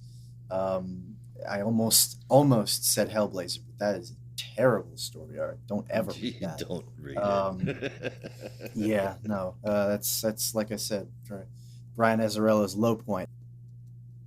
But anyway, no, actually, I kind of went into this like, okay, the last couple issues maybe haven't been the best, but I think maybe this could be something that turns it around, and I'm hoping they kind of stick with this one for a little while, where Selena's in the clink, and she has to just kind of use her wits and not necessarily always have to rely on the Catwoman tricks, because this was actually really fun and refreshing. Though I will admit there were some parts where the dialogue was so bad, even I could not give it a pass. Marquis says, and I quote exactly, "Kitty's got claws," and I almost had to stop reading the book because that was so terrible. I can forgive a pun here and there, but that was like decidedly terrible. Brandon sat through all of mine, and he hasn't been mean to me like Rob has. That was just like, oh my god, please no. And there were a couple of spots that were like that. Was like, please stop doing that. But yeah, no. Aside from that, I really just like the concept of the story so far. Like I said, I'm a sucker for the prison stories. And I hope they don't run through this one a little too fast. I hope they, kind of let it sit for a little bit and try and play with this concept of Selena in prison for a little bit. So yeah, this one got an 8.25 out of 10 for me. Yeah, well, I think it was a very good issue coming out of number 50 with an interesting plot so far. I was on the fence. I think I was very vocal about that with how they will handle Selena in prison. But I'm good with this. I think it was really well done. And we do at least get to see some of Eiko as Catwoman, which is something I was definitely asking for. I wouldn't mind a bit more, like maybe her actually doing some of the protection out there instead of just helping Selena. But I digress for now. We'll see how that goes. It is only the first issue after the major change. The art was quite interesting. I'm a sucker for a good pun. As much as I did give Josh a hard time, I did rather enjoy them.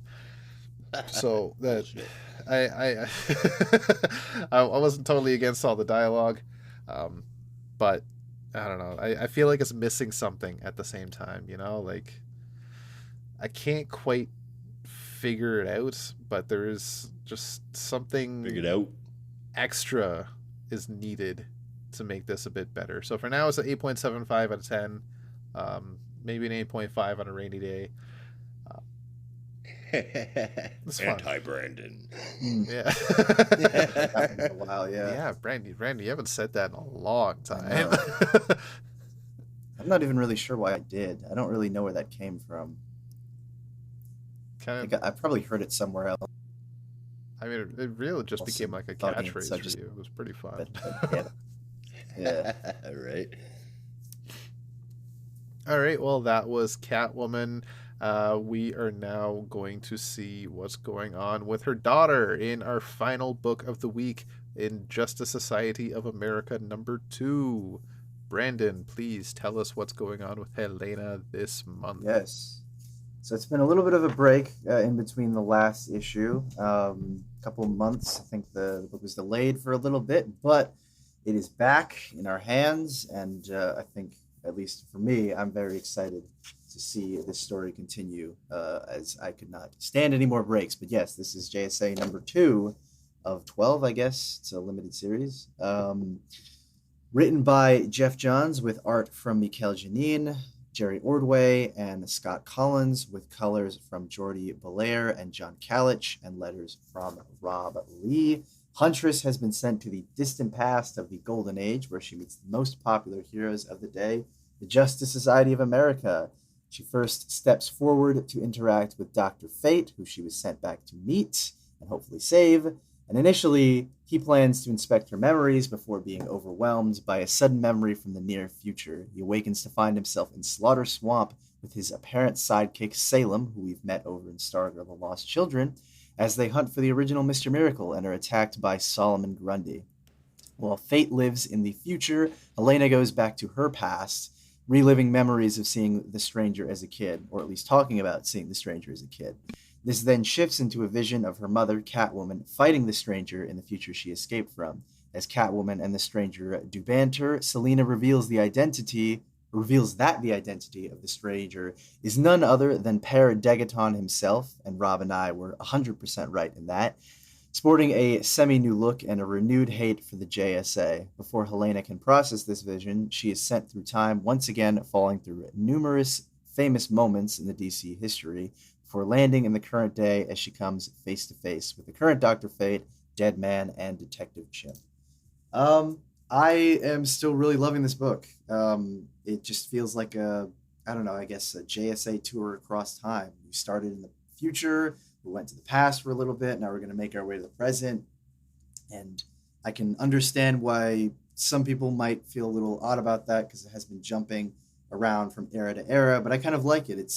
I think it's working to reestablish both the past and future history of the JSA in this, new DC timeline proper. Just kind of remind everyone that, yes, a lot of this stuff happened. It's still important. It still all matters. And it's still very entertaining, which I like. And to that point, there's still stuff to add. It's not that any of the, stories have gotten stale or uninteresting. JSA still has plenty of life to live, and there's still plenty of new additions that can be added. And that's what I think I like about some of the smaller moments is, we're adding more to the mythology of the Golden Age, and I mentioned it a couple of times, but I like the idea that it's sort of filling in the gaps between, when these books ended in the real world, their publishing ended in the real world, and when they were sort of brought back in the 60s during the superhero revival. And it's sort of addressing that 50s period, that gray area where none of these characters were published. They were all in limbo, but they were still out there within their own continuities respectively. So it's nice to kind of see that being developed more. So I still feel like there's a ton of life in these characters.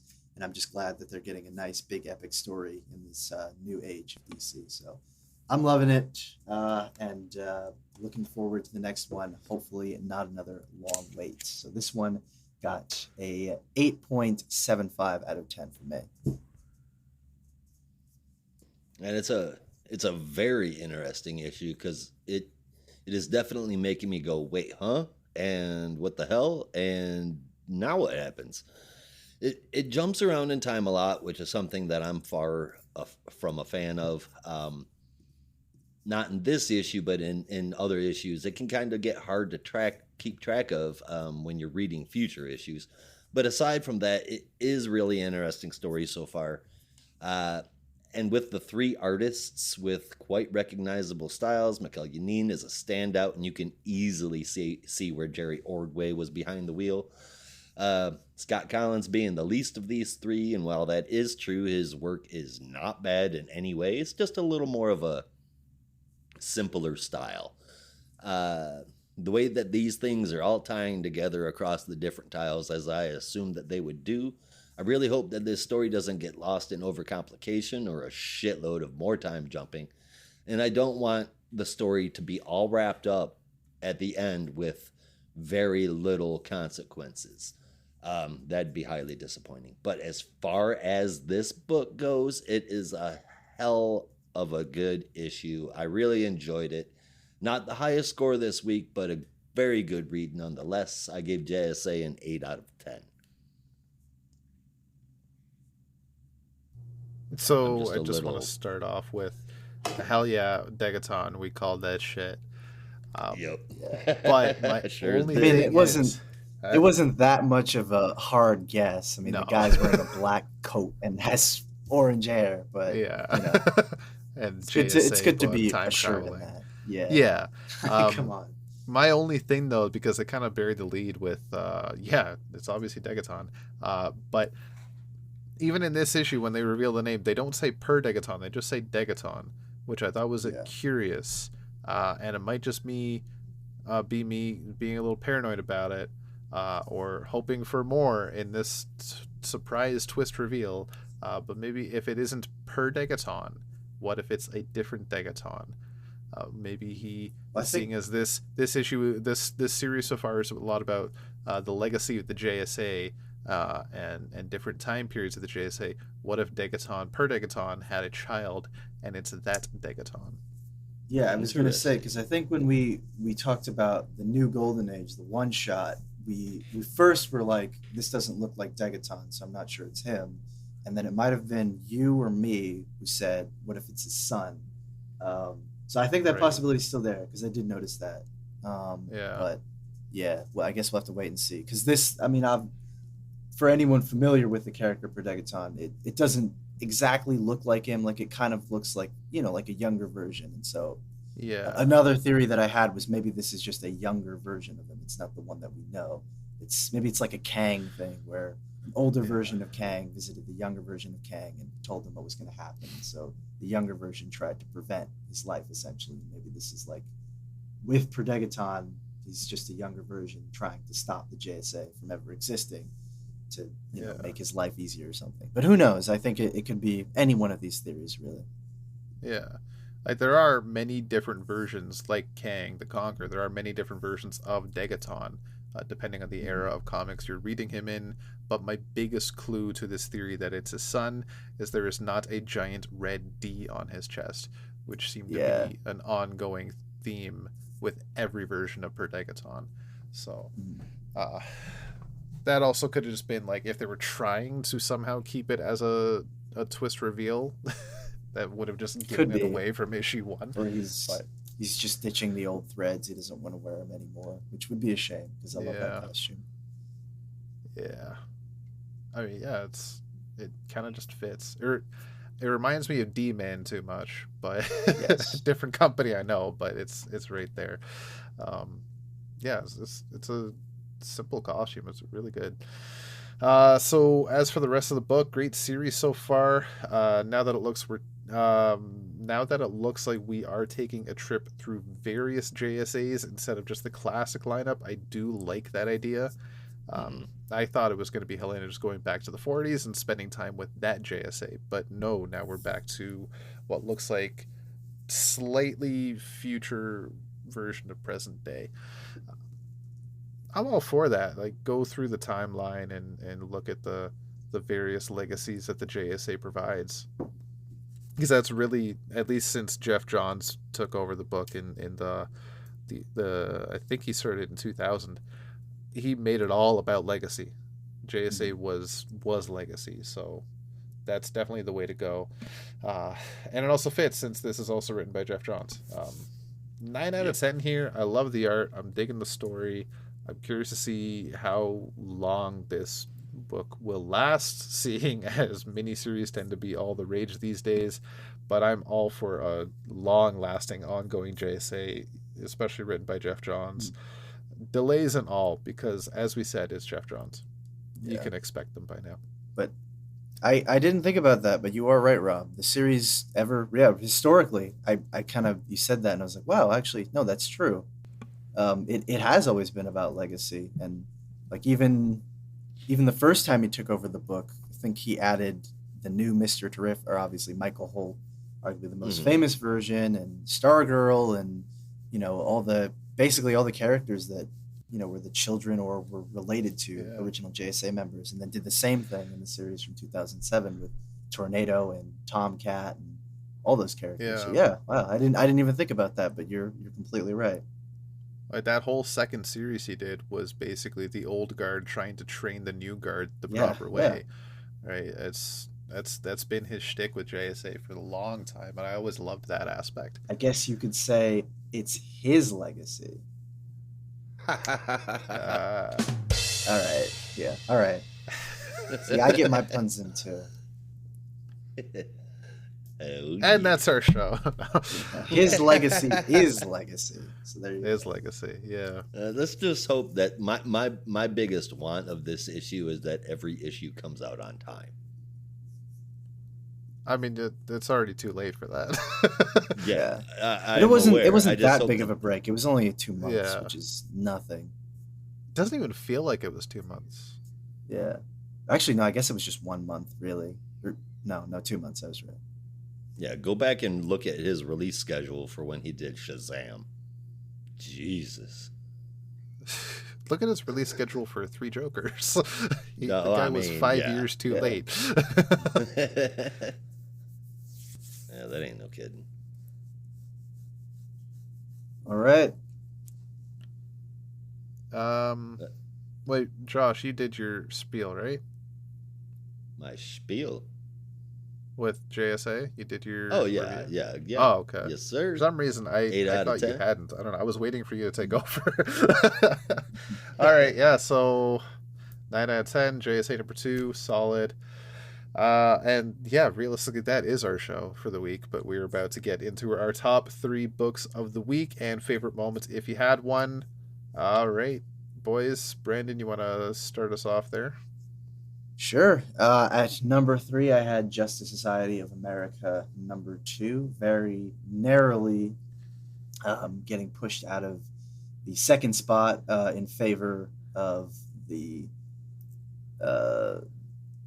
I just completely lost what I was going to say there.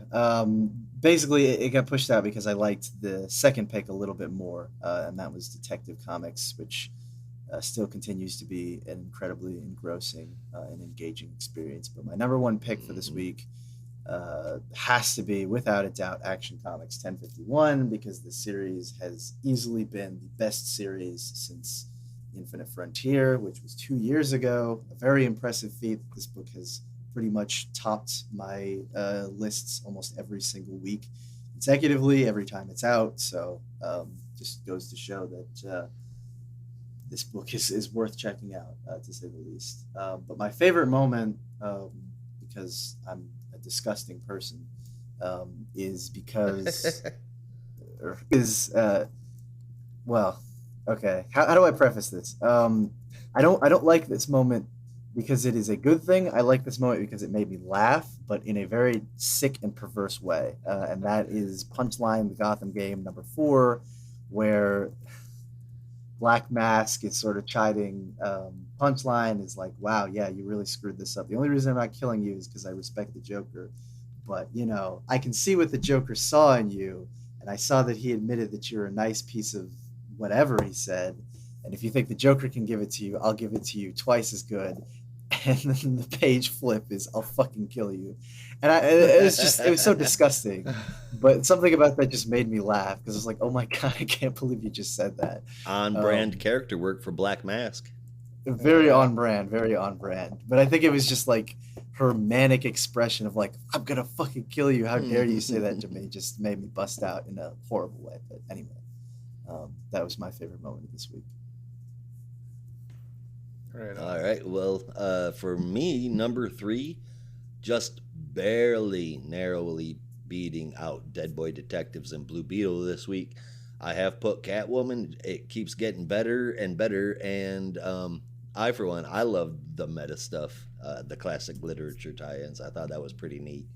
And having read Dangerous Liaisons, I can go back and throughout this entire Valmont arc, I can see so many parallels. Number 2, it surprised the living hell out of me.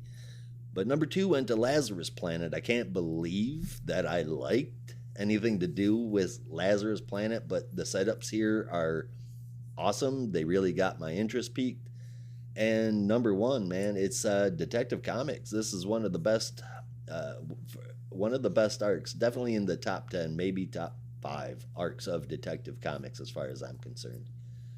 As far as favorite moments go, there really wasn't anything spectacular, but there were a few pieces that I thought were pretty good.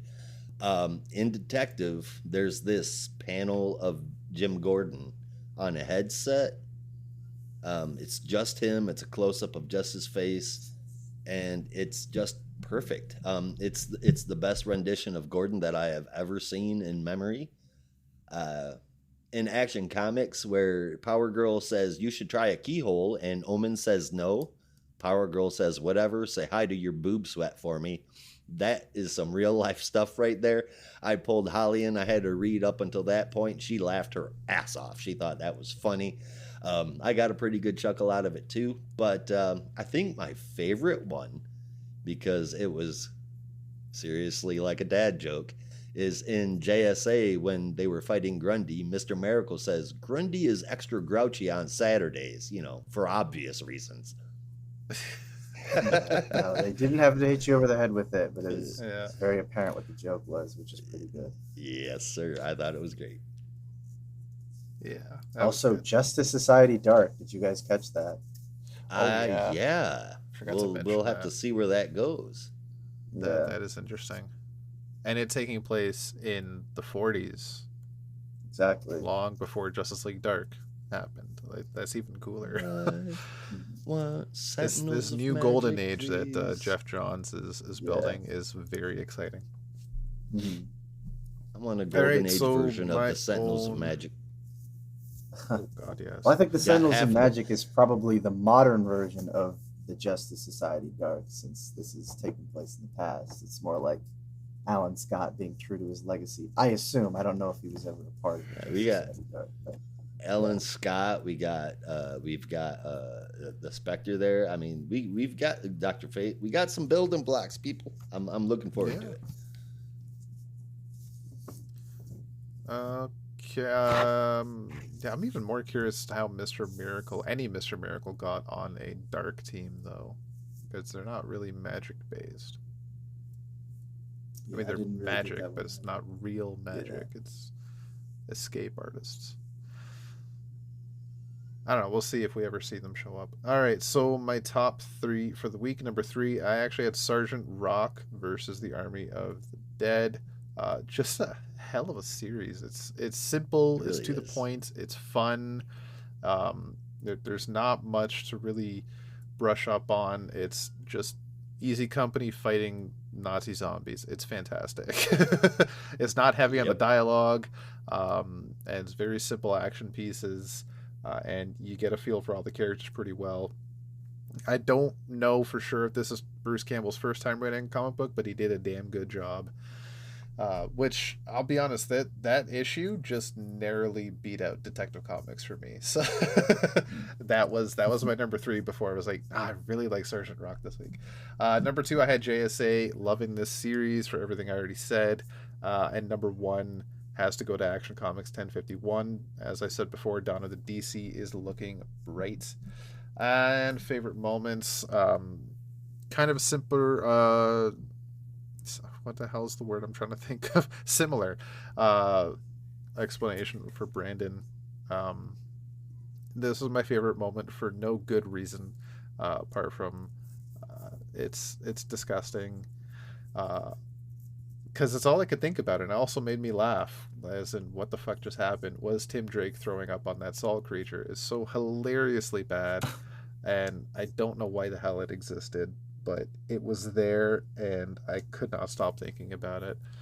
But if I had to pick a good moment, be the last page of Martian Manhunter story in We Once Were Gods, where him and Kal-El are just having a moment in space, talking about if Clark can feel all the emotions, and they had a nice moment together. I thought that was really nice to see. But I could not stop thinking about the fact that Tim Drake just made himself throw up on a monster. That was fucked up. All right. So that was. So let's go with stomach acid. Jesus. Which I don't think works the same way. I could be wrong. It's stomach acid is pretty powerful, chemistry, but it is. You're not gonna puke up a whole lot of it. Yeah. It wouldn't be enough to take out an entire giant friggin', what was that, a bear attacking him or something like that? Like, I don't know. All right, so that was apparently our favorite moments. It's time for your favorite moments. It is the biggest thinker. Oh, that's nasty. That ain't no shit. Yeah, yes it was. All right. Whoops, that was loud. I'm going to make a prediction here. I think we all have the same one. With the lowest score ever given in the history of comic book reviews, 0.1 out of 10. I'm gonna say, yeah. I think we're all on the same page here. I really do. I want to flush it again. Yeah, that's right. Batman Gilded City. We're never talking about Yeah, no. That not even close. Batman Gilded City was great literature compared to Tim Drake. Yeah. Which is a damn shame. That was the Robin I grew up with, man. Brandon, I know you feel the same way as the Robin you grew up with. It's just... It's bad, and it's only bad because of the creative team behind it. Yeah. Pull up any of Fitzmartin's recent work within the last year, and it's all trash. Everything. All of them are trash. And what really sucks is that she's being put on so many representative books. Yeah. And they're all blue. I really didn't mind her opening arc in Urban Legends, where she basically had told the story of Tim Drake coming out as bi. I thought that was quite good, at least for me. But everything since then has been getting slowly worse and worse. Oh, I think that could have been done completely differently. It was at that moment where she decided, you know what? I think Tim Drake needs to act like he's 11. But I do agree with Brandon in that regard, that if you're going to have Tim come out as bi and maybe start off by getting a boyfriend, get somebody more interesting. I don't even remember the guy's name now. That's how interesting he is. Bernard, yeah.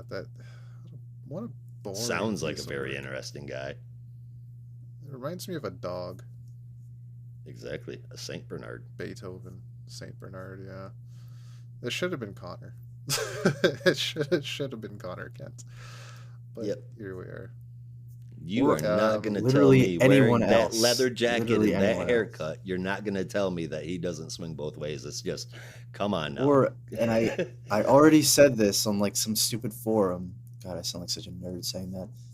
If you wanted to make it a civilian, right, or someone that's not a superpowered, boyfriend or whatever, just make it Ives. Ives was Tim's best friend in the Robin series in the 90s. And they occasionally bring him back every now and then to just prove the point that Tim actually has friends that are not super people. And I'm like, if you really want someone that he knows that's like mildly entertaining, could have been anyone. Tim has a couple of role of, oh, I'm questioning my sexuality. Maybe I want to date boys. It's like, you have male friends. You could have gone with anyone. You go with the least interesting one from the worst run of Robin. It boggles the mind, but that's what it is. Was Megan Dating a Fitzmartin the piece one of that wood. wrote Dark Crisis Young Justice? Yeah.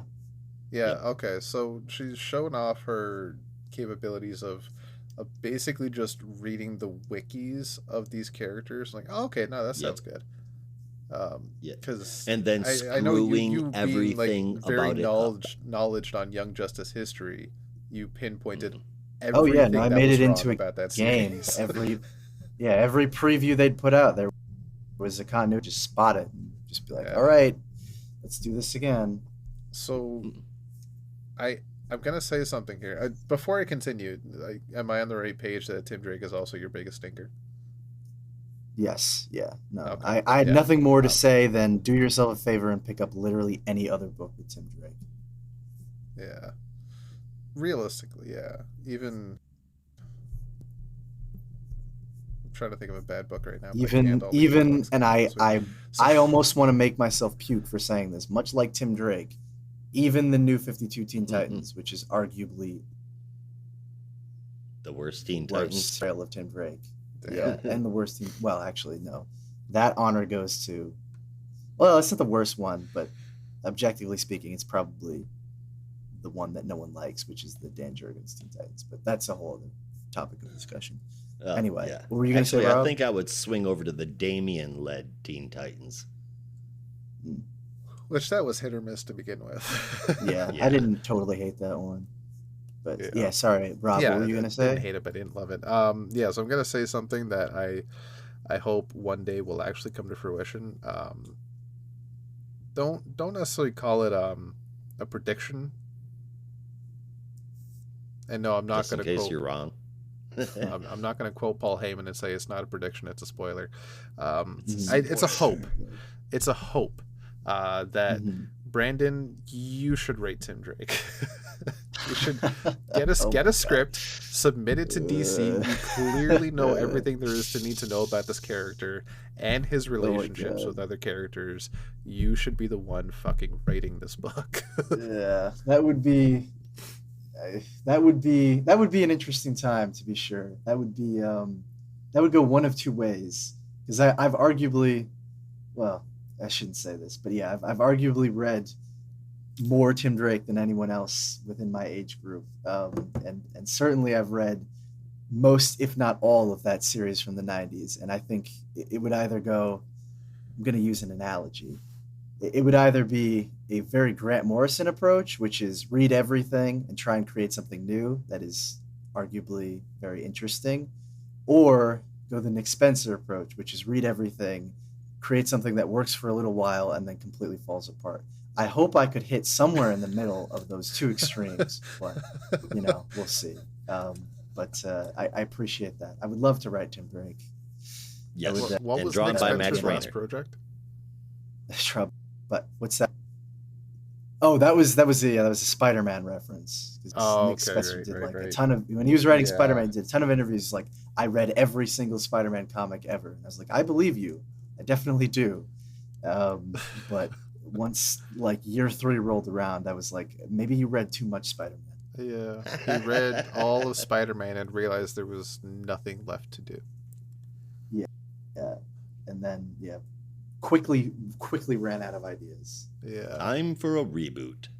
I mean, you know what's bad when 20 years into the character's run, you get the Clone Saga, which Yeah. was on the That top last 2 3 years. in the top 10 lists of worst story arcs ever written for like 20 years in itself. Yeah. Yeah. But, yeah. No. Anyway, my point is, I'm so confused why they went with Bernard. Justice for Ives. Where's Ives? He's arguably Tim's best supporting cast character and could have easily been, his boyfriend for the time being. They pulled the 2 worst characters out of Academy and put them in the limelight with Tim Drake and Stephanie Brown, and that's kind of gross. Wait, who was the second character? Oh, Kyle, Brandon's favorite. Oh yeah, for Stephanie, yeah. Mm. That's your favorite Gotham Academy character, isn't it, Brandon? I didn't wait. You cut out for a second. I didn't hear what you said. Kyle with Stephanie. Oh, that's your favorite Gotham Academy character, isn't it? Yeah. Although with that, I can at least understand, because title, and obviously she has an attachment to those characters, having written Gotham Academy. But with this, it's just like what a weird choice. I don't. Yeah. All right. So for this. Follow-up question though: if you were to have your own Tim Drake book, who would draw it? With who? If it was written by Brandon? Yeah. Max Raynor. Well, I know who I would want to draw it, and I know who I could probably get, and I know who would be. I know a lot of people who could draw it. But if the point of this series is like, let's try and, get Tim back to, I don't want to say back to basics because I hate that phrase, but let's get Tim back to a place that's more recognizable. I would get Tom Grummett. Tom Grummett is a phenomenal artist and highly underrated. He was the artist, pretty much carried a lot of the books in the 90s and was the first artist on the Robin series and the Superboy series. Weirdly enough, Tim back to basics, but getting Tim back to a place that's more recognizable. I'm just trying to get Tom Grummett if I could. Right on. And I would do the shit out of that. Fair enough. I like that. As soon as I don't know why, but like I imagine your writing style and Max Raynor just melding so beautifully. I know you're not a big fan of Max Raynor, but I think it would look great. I'd buy the fuck out of that. Pre-orders all the way around, man. Yeah. Or Ivan Reyes. All right. So is there any last minute things to be said before we close out? No, other than as long as you guys are 100% on board. Is Tim Drake a limited series or is this an ongoing? I think it's an ongoing. Fuck Yeah, it, it seems flush to it. be ongoing. So yeah, I don't want to read this anymore. Fuck it, flush it. It's on the dump list. Yeah. At least until the creative Yuck. team changes. Yeah. Fucking right. It's painful Then we can for my look at it soul. again. Ruining damn comic books. It's a good thing I have a robust collection Alright. of Robin, because I can just go and read that and pretend that this doesn't exist. There you go. It's nothing better than denial. Ain't that the truth? Just like they did away with the merger of Beast Boy and Cyborg, we can just forget that this happened too. Yep. Nothing like a good retcon in the morning. I like it. Yeah. Yeah, nothing like a good retcon 2 months after the shit happened. They're like, oh God, this is bad. Yeah. All right, with that is our show. Remember, you can help support us by going to buymeacoffee.com/NAR podcasts. Check us out on Twitter at NotARobotComics and subscribe to our Substack for bonus reviews, articles, and more. And as always, there's only one way we say goodbye around here. Until next time. Be good to each other. And don't be a robot.